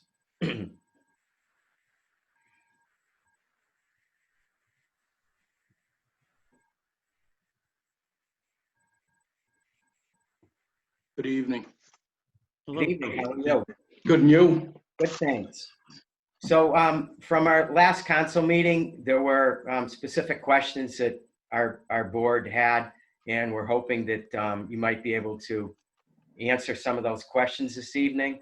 And so I'll open the floor up here. Who would like to start with questions? Ralph. Sure. I think I started this at the last meeting. I don't know why you can't get in. Pat had trouble getting in to the meeting, but he did. Does Don want to mute? So, Mr. Garcia, my question was simple. Craft 32 Bistro sounds like a restaurant name. The and events, not sure exactly So the what only thing events you we're missed was, talking about, and if you could explain it a little bit. Mary, about I the said camp you're listed under a 40. restaurant, and So, are you going to expand on comedy nights? Are you going to expand on other stuff? it was just the first reading. So, Ralph, thanks for the question. I know this has been a long process. There's been some confusion, and the process started the first week of August. So, we're not going to expand. Nothing's going to change as far as the operations at Bentley's, except, we've brought in 3 top-notch chefs in the area. A new menu. We're going to look to do catering like we always have done, right? So we've always had the entertainment license for a 3-piece band in place since we opened. We're going to continue with that. And again, we're not looking to change operations. It's a little brighter in there now. It's been done over. So it's basically staying the same with a new name, a new great menu, and 3 great new chefs is basically the game plan. Thank you. Marilyn? Hi, good evening. Could you possibly identify what kind of events you're talking about? That's the piece that created so much concern or question. And that's why, what kind of an event are you talking about? I know one counselor had said birthday parties, and I know you're going to do more than that. Yep. Can you help us out with what that means?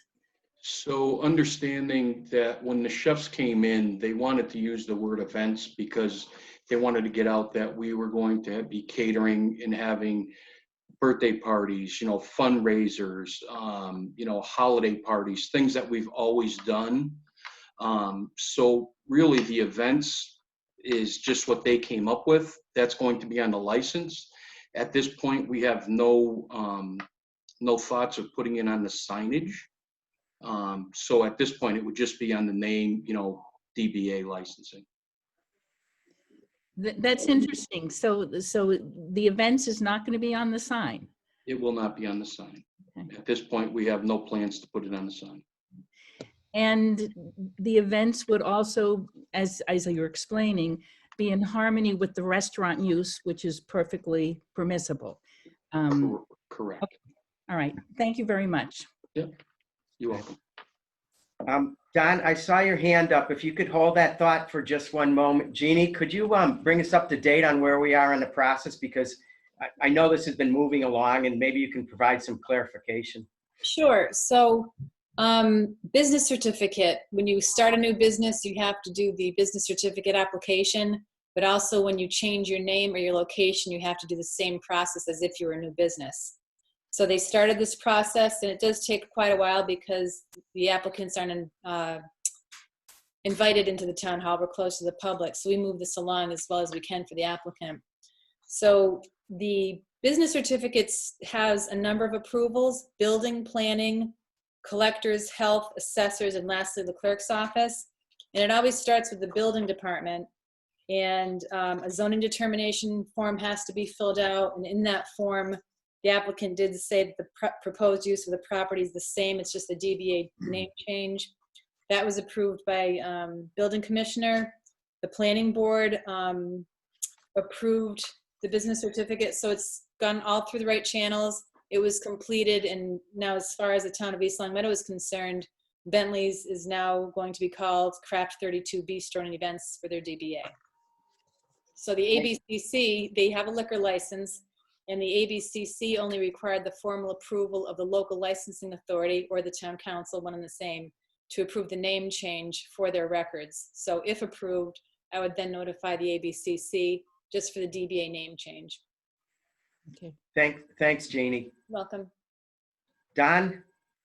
I think Jeannie pretty much may have answered my question. I was just trying to see how far along the process events was, because it seems to be the common theme of the council, Joe, is okay with the name, the and events, since it's not on the signage and so forth, but it seems that their special permit was already approved with and events, and the ABCC is okay with and events, Jeannie? The planning board did not feel that there would be a site plan review needed since it was just the name change. Just the name change. So my first point was, I mean, I'm trying to think of an example where we approve the business, unless that's going to be another DBA, it's going to be a double DBA, do DBA as events in one case, and then without the and events in the sign itself. Is the petitioner okay with just taking out the and events and keeping it consistent on both ends? Understanding you do have an entertainment license and so forth, since you're not going to be branding or marketing the and events. Just a thought out there. So long as we, we're looking to get people back to work from the pandemic, right, and get their lives going. So long as we do not have to start the process over and we can get this approved tonight, we have no problem dropping the and events. But again, we're waiting on this. We cannot order any food. We cannot order our signs. We cannot do anything until, the name change is passed. So that's up to the council on that. Thank you. Go ahead, Jeannie. So, Joe, the business certificate was approved on 9/14 as and event. So that's your DBA name change as approved by the town. If you wanted to drop and events, you'd have to start all over again because. No, so then we would like to keep it, as is then. That's why I asked the question. Mm-hmm. Pat. Thank you, Mr. President. I believe I made my point last time, but I'll try again. I'm not sure that this town has the right to tell an applicant what he should name his business, as long as it doesn't have the F word in it. I believe that it's not our business what he names his business. I would welcome a legal interpretation of that, but I really believe, based on what Jeannie has told us about the ABCC and so forth, that we have no business asking or forcing a business to change their name. It's just, to me, it's very arbitrary.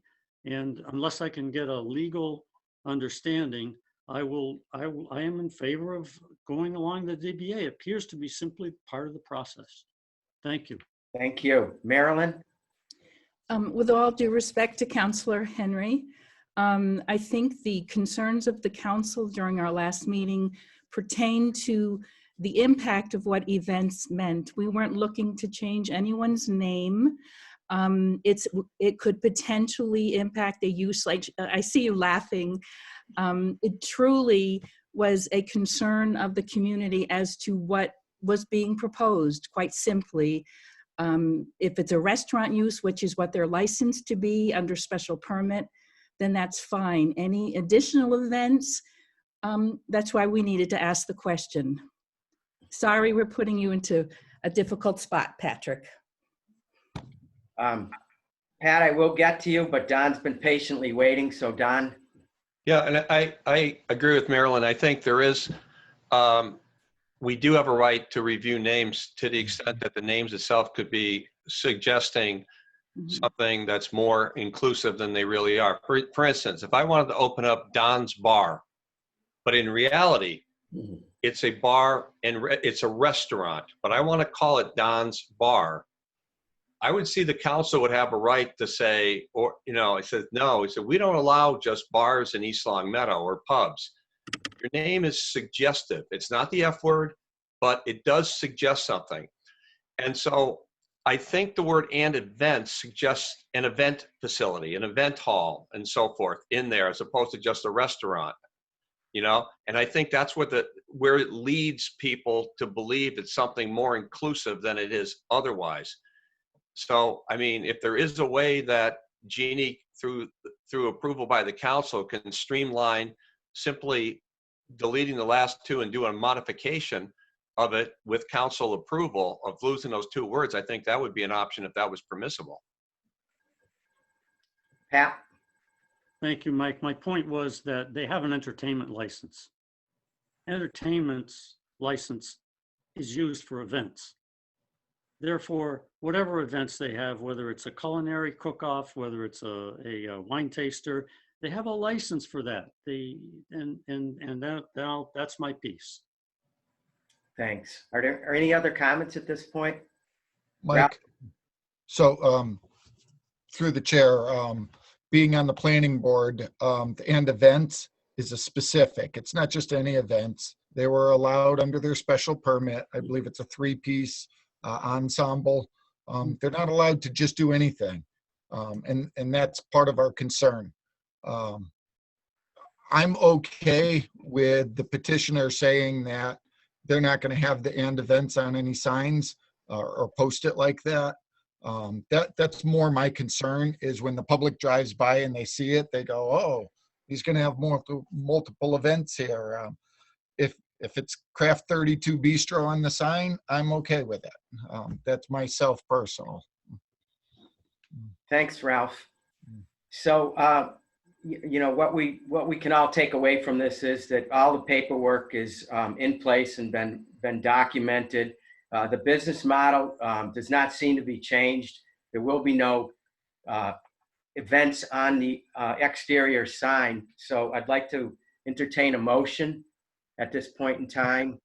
Mr. President, just can I make one final comment? Absolutely. Again, there's a DBA license, and a DBA license or approval by the town certificate has and events on it. But by the petitioner's own admission, they're not going to market and events. So in effect, by their own admission, they're going to need a second DBA license to say DBA and events and DBA without events, because that's really the purpose of a DBA, is to show the public who is behind what's out there.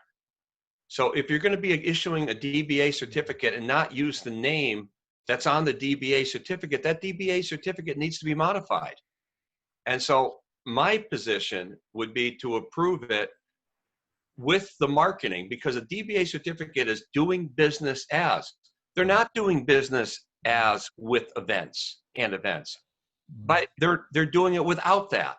So I would say approve it without the and events and give clear direction to streamline as simply, as straightforward as possible, the town clerk to be able to modify that so that it truly does match doing business as, not as doing business as an events.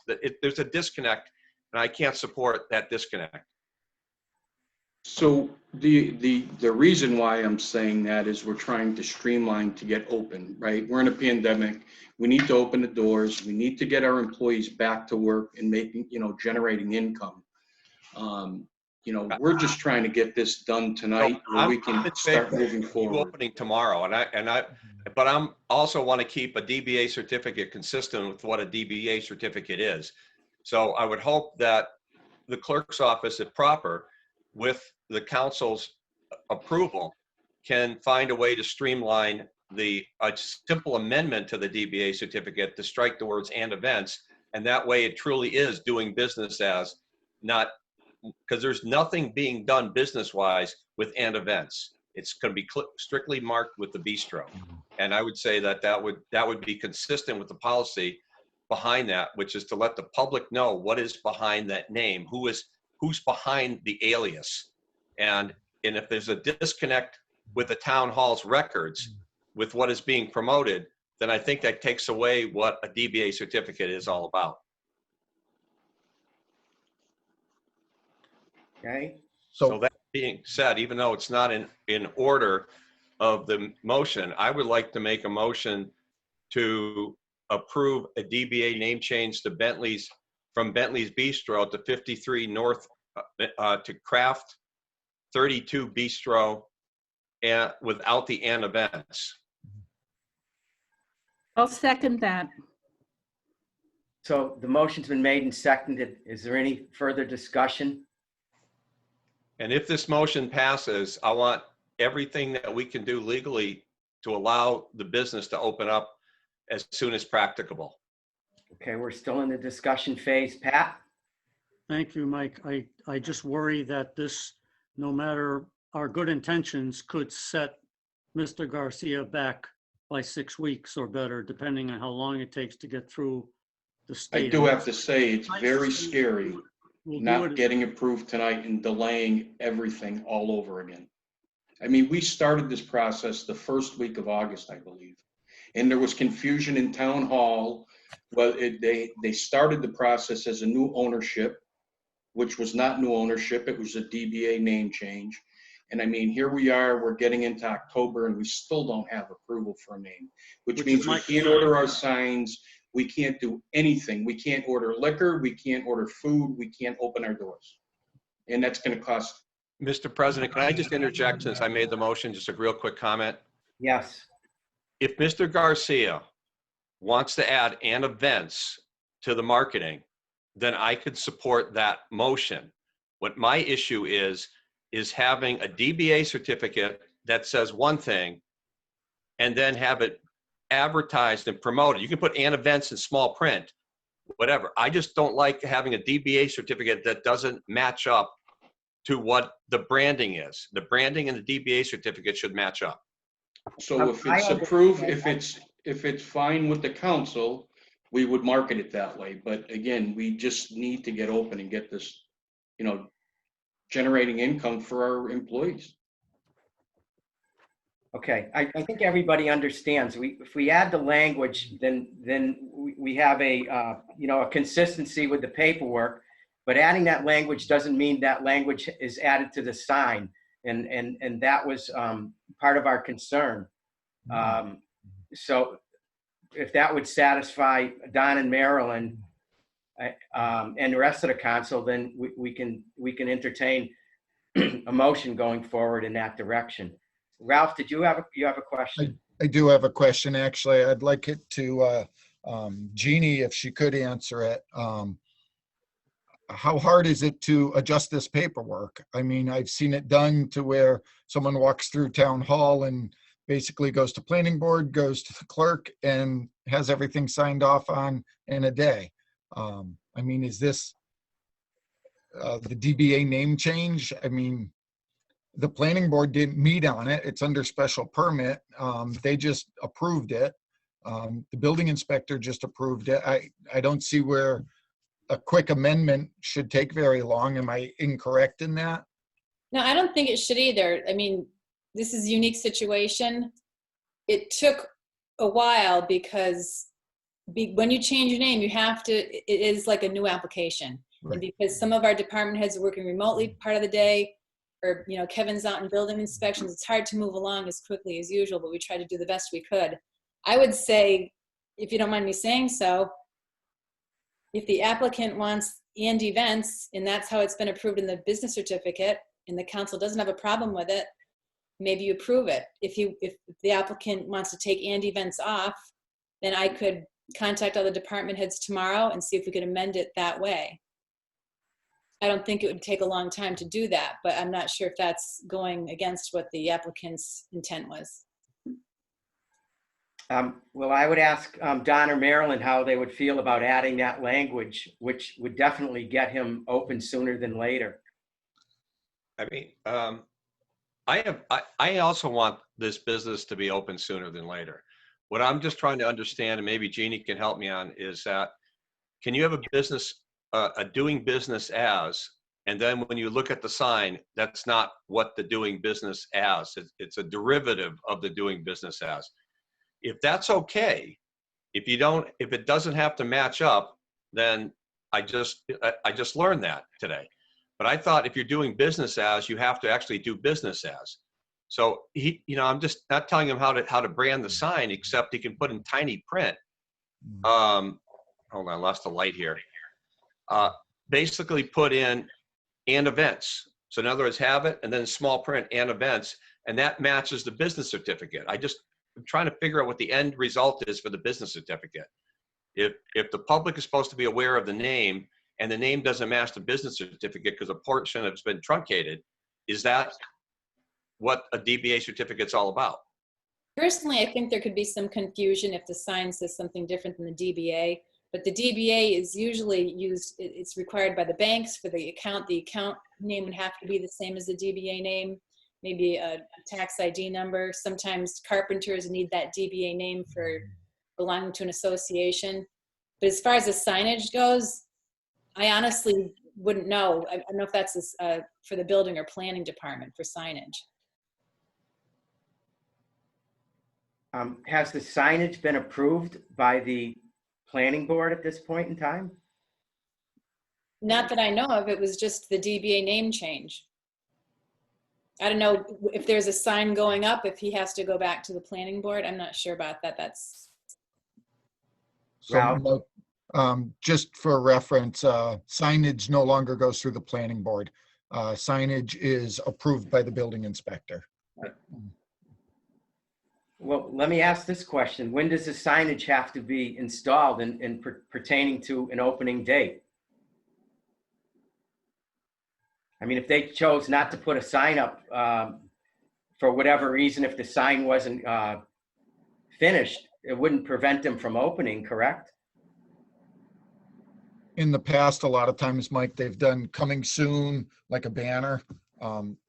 Different businesses have done stuff like that. Mm-hmm. Marilyn? I recall there are banners presently on the building. What do the banners say, Joe?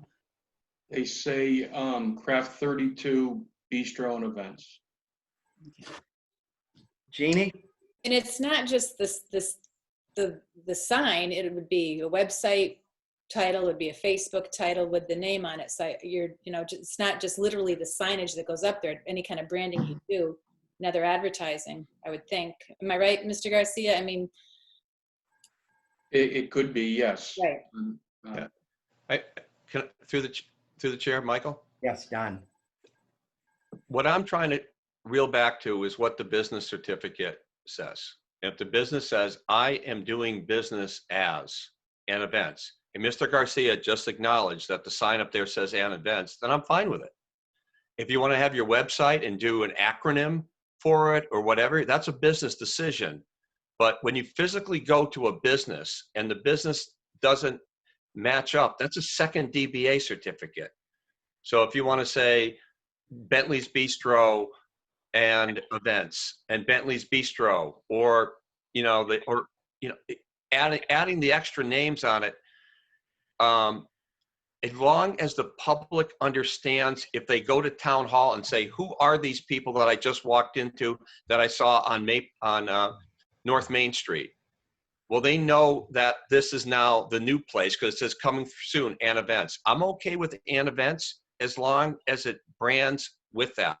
But if you're having the business certificate and you don't have and events, if they even have it on the door sign, and then in other places they don't, as long as it identifies the tie-in, I think we're okay. But having certificate and nowhere in the building, prominently identifying it with the and events, then I have a concern. Okay. Well, the applicant has described the business model, and the business model as described has not changed from the way the business was conducted in the past. Is there any opposition to adding events to the sign after hearing the business model? Because that would seem to clear up any problems that we're having tonight, because everything would realign. So I'm asking, is there any opposition to adding events to the sign? I do. Okay. I do. Okay. So we're Pat. I would point out that the applicant came into us asking us to please approve his DBA, which includes events. He changed to remove the events only in an effort to try desperately to get us to approve something, whatever it is. I believe that he would be fine with adding events, and I'd like to hear that from him, because I think this has gone, I don't believe the word events is illegal. I already said yes. I mean, we have signs on the building currently that say Craft 32 Bistro and Events. So yes, I'm fine with that. I'm hearing he's fine with whatever the council wants, but we don't want to delay his opening based on a technicality. Exactly. Absolutely. That's what this is all about. So we're looking for common ground to get the restaurant open. And that's why I threw out, if events on the sign is, slowing this process down of having him open, then let's find another way. Let's find another way to get them open so that everybody's happy. Mr. President, I apologize. There is somebody who keeps raising his hand in the audience. I don't know if it might be a business partner of Mr. Garcia. And I don't know if it's appropriate, but I didn't want to not give somebody who's has involvement in this an opportunity to speak if that's appropriate. It might be Vinny Santinello. It is Vinny Santinello, yeah. Yeah, he's a partner. Okay, being part of this business and not somebody from the outside, I would allow him to speak at our meeting. Okay.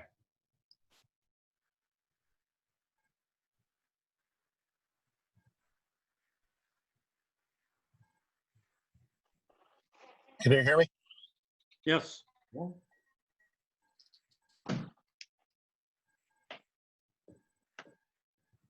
Hello?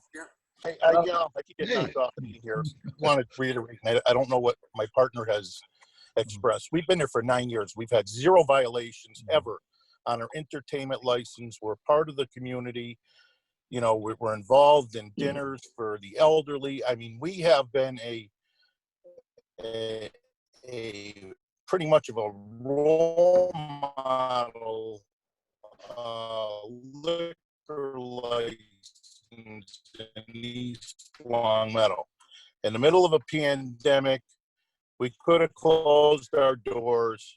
We're coming together, which is going to make this place lowered our tables down to accommodate the elderly people and families, so that they're lower. You know, we're investing in money in a place where most places are going out of business. All I can say is that we've been there for 9 years. The events that we've held there have all fallen under our entertainment license, which not you, but the council has granted us. We have 3 performers. We have a DJ entertainment license. We have a comedy entertainment license that we had to add on from the planning board. We've added everything on that the town has asked us to do, and we have not violated or gone off. And I hear this alias statement. I have no idea where that's even coming from. Past practice, we've been there for 9 years. We're part of the community. We just bought the ski house building and put millions into this. We just bought the photography place and allowed 2 businesses to stay there. We lowered the rent so that the photography and the cigar place can stay in East Longmeadow. We are part of that community. And for the word events, if it's not, we started this on August 9th because we just had a feeling something was going to come up. To me, I have no idea what events is triggering. We have comedy, we have Valentine's Day, we have retirement parties there, we have birthday parties there, we have office party, we have Christmas parties. Those are events that fall under our guidelines and allow us to do that. I don't understand what the word event, if we try to put something that's not under our entertainment license, you have the authority to monitor that. 9 years, we have never done that. And to us, we're just getting frustrated because we have 3 executive chefs, not 1, 3 coming together in East Longmeadow. We have 40 employees waiting to go to work. They can't make their car payments. And we could have closed our doors. And I just don't understand where this is going with the word events. And I understand Mr. Anderson's concern. He was my attorney when I went for the entertainment license. So he knows what our restrictions are under that entertainment license. And I'm just getting frustrated that we started this August 6th for a name change. And we are now going into October. People are out of work. We're not looking to put banquet facilities in there. We never have. We sure the heck can't. We're not changing our footprint. It's just to me, and I excuse my anger here, but I mean, I've been a business owner in East Longmeadow for 9 years. I just took the biggest eyesore in the center of town and put $2 million into that place. I think that the council has to work with us here. We're not a place that's had minors and fights and everything else that's been going on. We have a fantastic track record.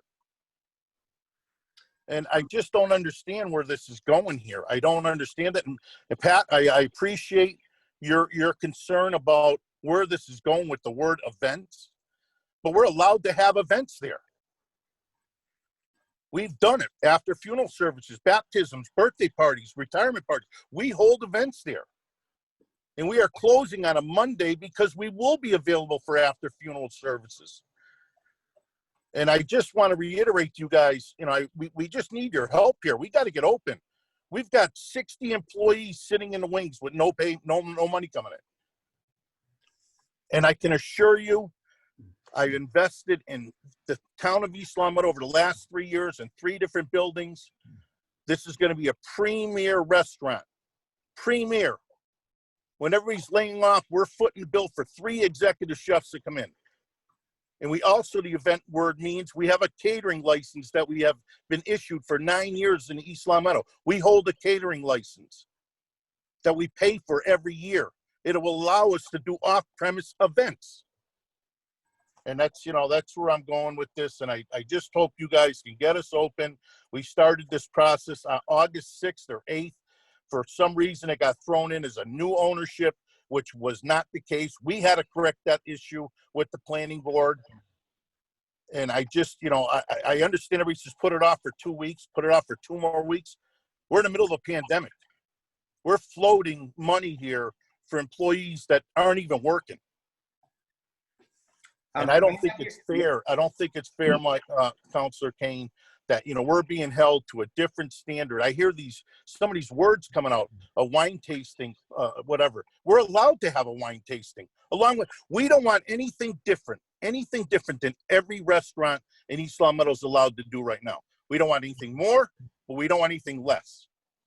Okay, the events we're going to hold, they're exactly what you're holding. Michael, through the chair, I got to chime in if you don't mind. Yeah. There. What moment, please. Mr. Santinello said is true. Name and address for the record, please. Oh, Vincent Santinello, 53 North Main Street, East Long Meadow, Massachusetts. Thank you. Don? Yeah, I just want to be clear. 9 years ago, 1 year after I left the planning board, I did represent them for purposes of getting a special permit. They also had co-counsel, and since then I have not represented them all. I also was of the impression that this was a change of ownership, new site. That's why I mentioned it. If it's the same entity, Mess LLC, again, I have not represented them since that one time in 9 years. If it's in the spirit of I will recuse myself. And one last point I want to make is that to use the word alias.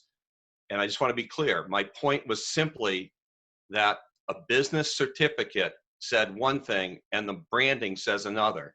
But I'm going to withdraw my motion and I will mute and I will recuse myself because I don't even want the appearance, because I did think it was a new business and obviously I was in error.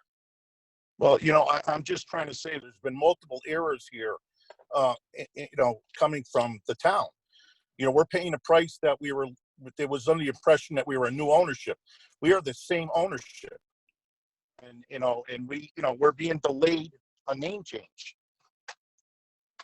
So, I mean, I'm just frustrated here. And I just think that, we have a track record of 9 years of never having a violation, never having to go in front of the select board for any kind of disciplinary action. We've done the right things in this town. And I just think that means something. It really does. Thanks for your comments. I have other council members that want to chime in at this point. So sure. Ann was up first. Thank you, Michael. I will withdraw my second to Don's motion, first of all. The second point is that, we understand what's happening here. I certainly had some questions. You were on the agenda 2 weeks ago. I don't know what happened. Council policy is that when, agenda items occur, that someone has to be present to answer questions. And so we lost 2 weeks because nobody showed up. And maybe you didn't know to show up, but the point is we could have taken care of this 2 weeks ago had we had someone to answer the questions. Events mean things. Counselor, we were never notified to go to that meeting. They sent an email to a different email address. Our planning board emails that we submitted for the name change None of those emails got sent an invitation for the meeting. And it's not anybody's fault. It was just a mistake or a hiccup on everybody's part. We would have loved to have been at that meeting and solved this. But I'm telling you now, 2 more weeks that have been dragged out. Our signage in Wilbraham is sitting there waiting to be, submitted to the building department. There's a lot of stuff here. Just like somebody said, the website is on hold. We can't order food. There's a lot of stuff going on right in the background here. Okay. As I was saying, Mr. Santinello, you were on the agenda. We didn't know why you weren't here. We had questions. We had no choice. You're accusing the town of messing things up. Obviously, now we have had some hiccups with emails. It sounds like there's a lot of responsibility that's going all around here. I suspect we'll be moving forward with this, but we needed to know what events meant. And there was no one to answer that question. And as planning board people, I'm not accusing the town. Got 3 of them on Yeah. council. And so we look at things differently, and you have to respect the fact that we have the interest of our town and your business. 100%. 100% respect that. I'm not accusing the town of screwing anything up. I just think that there's a couple of mistakes here that were made. We didn't apply for a brand new license under new ownership. That wasn't the application. But the planning board notified us in September that we had to go in front of the planning board because it was a new entity. We had to correct that with the planning board that it wasn't a new entity. It was only a DBA application. So there was a hiccup there. We're not accusing anybody, but there's been hiccups that have delayed the process here. We started this August 6th. Okay. What I'm going to add at this point was there was a motion on the floor, and that motion has been rescinded. And in order to continue discussion, I would ask Pat. Move the question. There's no motion on the floor. That's what I'm saying. In order to continue the discussion, I'd like to have a motion on the floor in a second. I move to approve the DBA name change from Bentley's Bistro, 53 North Main Street to Craft 32 Bistro and Events. Do we have a second? Second. The motion's been made and seconded. Is there any further discussion? Hearing and seeing none, this is a roll call vote. I'm going to start the vote with Pat. Yes. Marilyn. Yes. Kathy. Yes. Ralph. Yes. Don. Muted. Okay, you're abstained. Tom. Yes. And I'm a yes as well. The motion passes. Thank you, everybody. Really, I appreciate this. It's a lifesaver for that business in East Long Meadow. Appreciate it. All right. Thank you all. We hope so. Thank you.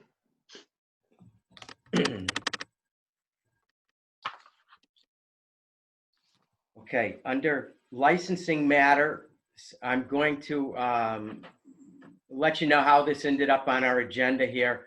There were inquiries from establishments in town, and once those questions came in, I received numerous other questions from other residents running other businesses, individuals, and all pertaining to maybe some relief in fees.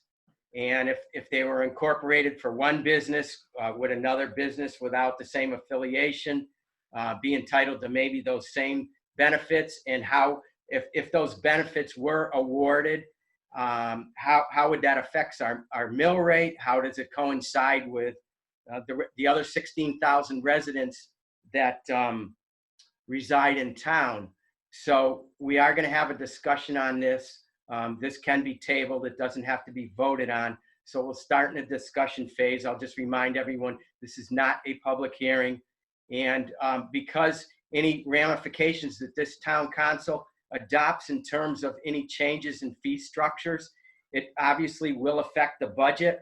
And so I'm going to start the conversation off. I'm going to ask Mary, because this is your budget, and if we make changes to it, it does have an effect. It could be positive or negative. So any information you could provide us would be appreciated. Muted. Right. Thank you, Mike. Thank you. My feeling on the issue of any sort of relaxation or relief on fees, I mean, I think as a concept, it's a great idea. I wish we had grant money to supplement instead of any consideration of the operating budget, because you know the struggle we had from February to July 21st or whatever date that was when we ultimately passed the budget. So any relaxation or relief from fees, I think it creates a slippery slope, because if you're favoring one industry, query what the next operating group or group of citizens, residents might feel about that. And we're using tax dollars, or forsaking the receipt of tax dollars to accommodate this issue. And I don't have a comfort level with that. Even on small amounts, it's going to affect our budget when we're still in a massive ocean of uncertainty about what our revenue stream is going to be. But those are my general thoughts. I don't really mean to sound as negative as that probably did, because I would like to see us be able to help business, but I wish we could do it with grant money if we could find some that was applicable to communities like ours in East Long Meadow. Some of the larger cities, I think, have more access to larger sums of money, and they have economic development departments that can seek out grants and so forth. We don't have that luxury at the moment. So those are my general thoughts on the subject. Okay, thank you. Marilyn, I believe I saw your hand up. Actually, I was holding up my head, but Okay. it's been a long night. About the list of the licenses that we have in front of us, you know, I understand what you're trying to achieve with having this discussion. I'm sure there are other entities within our community that don't fall in this category, that have had also, you know, great losses with lost revenue and retail sales and so forth. I just don't know how we can fairly adjust these licenses and not look at other entities within our community. So, so unless I'm missing something, I'm not sure that I would be in favor of making any adjustments. Thanks, Marilyn. Any other comments at this point in time or discussion on this particular subject matter? Ralph? So I would echo Marilyn's thoughts. We have a lot of licenses, a lot of different fees in town for a lot of different businesses, and to single out one being the liquor license and reducing it or eliminating it, I don't think is fair with other businesses. And two, I don't think it's fair to the residents, because they have to make up the difference. I mean, if we take out the liquor license fee, which is probably well in excess of $20,000 of the budget, that falls to the citizens. I mean, our budget was cut in our process to the bones, and I don't think there's really much room to cut anything else. So that's my thought process. Thanks, Ralph. Yeah. Anyone else? Tom? I agree with Ralph and Marilyn. I think if we set a precedent for assisting or helping out one type of business, why don't we do it for all the businesses? And then that begs the question, what about the residents who haven't had kids go to school? Do they want a rebate because their kids aren't going to school? The problem just escalates. And I think I would be against this. Okay. We did have a motion here. Would somebody like to make a motion on this particular subject matter, or what's your level of comfort?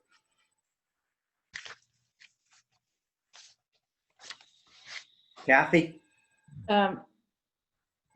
I would recommend that, since it appears the sentiment expressed thus far about being leery of giving relief in fees to one entity, that we take no action tonight, that we don't go forward with a particular motion, because the motion that had been prepared for us was specific simply to all alcohol on premise liquor licenses. And if we deny that, then it still leaves the door open for other entities to come before us and ask the same. So I would be most comfortable with leaving the discussion where it is and not taking any particular action by a particular motion. Second, if that's necessary. Okay, then we can actually, if that was phrased in the same, if it was phrased in the form of a motion and we have a second. Well, I'm not to step on Mr. Henry, but it was just a discussion point or a recommendation. I wasn't actually making a motion. It was more a point of information. Okay, if there's no other discussion at this point in time, then this can be revisited down the road again as an agenda item if necessary. And we will move on to, let's see.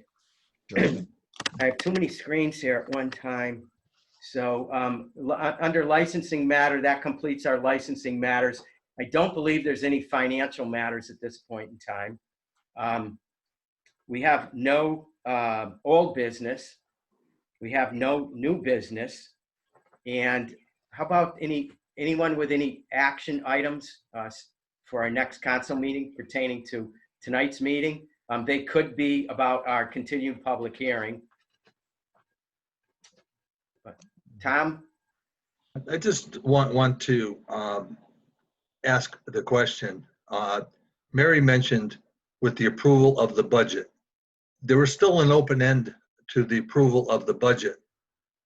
We approved an operating budget, but not a capital budget. So that would be another reason to look in the future to do something regarding discussions on that, to put closure to that. Once, I think we have more information now from the state, and I think that might fall under financial matters.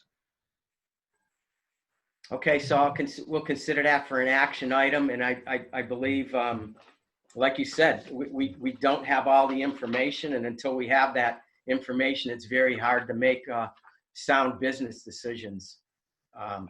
So any other action items at this point in time?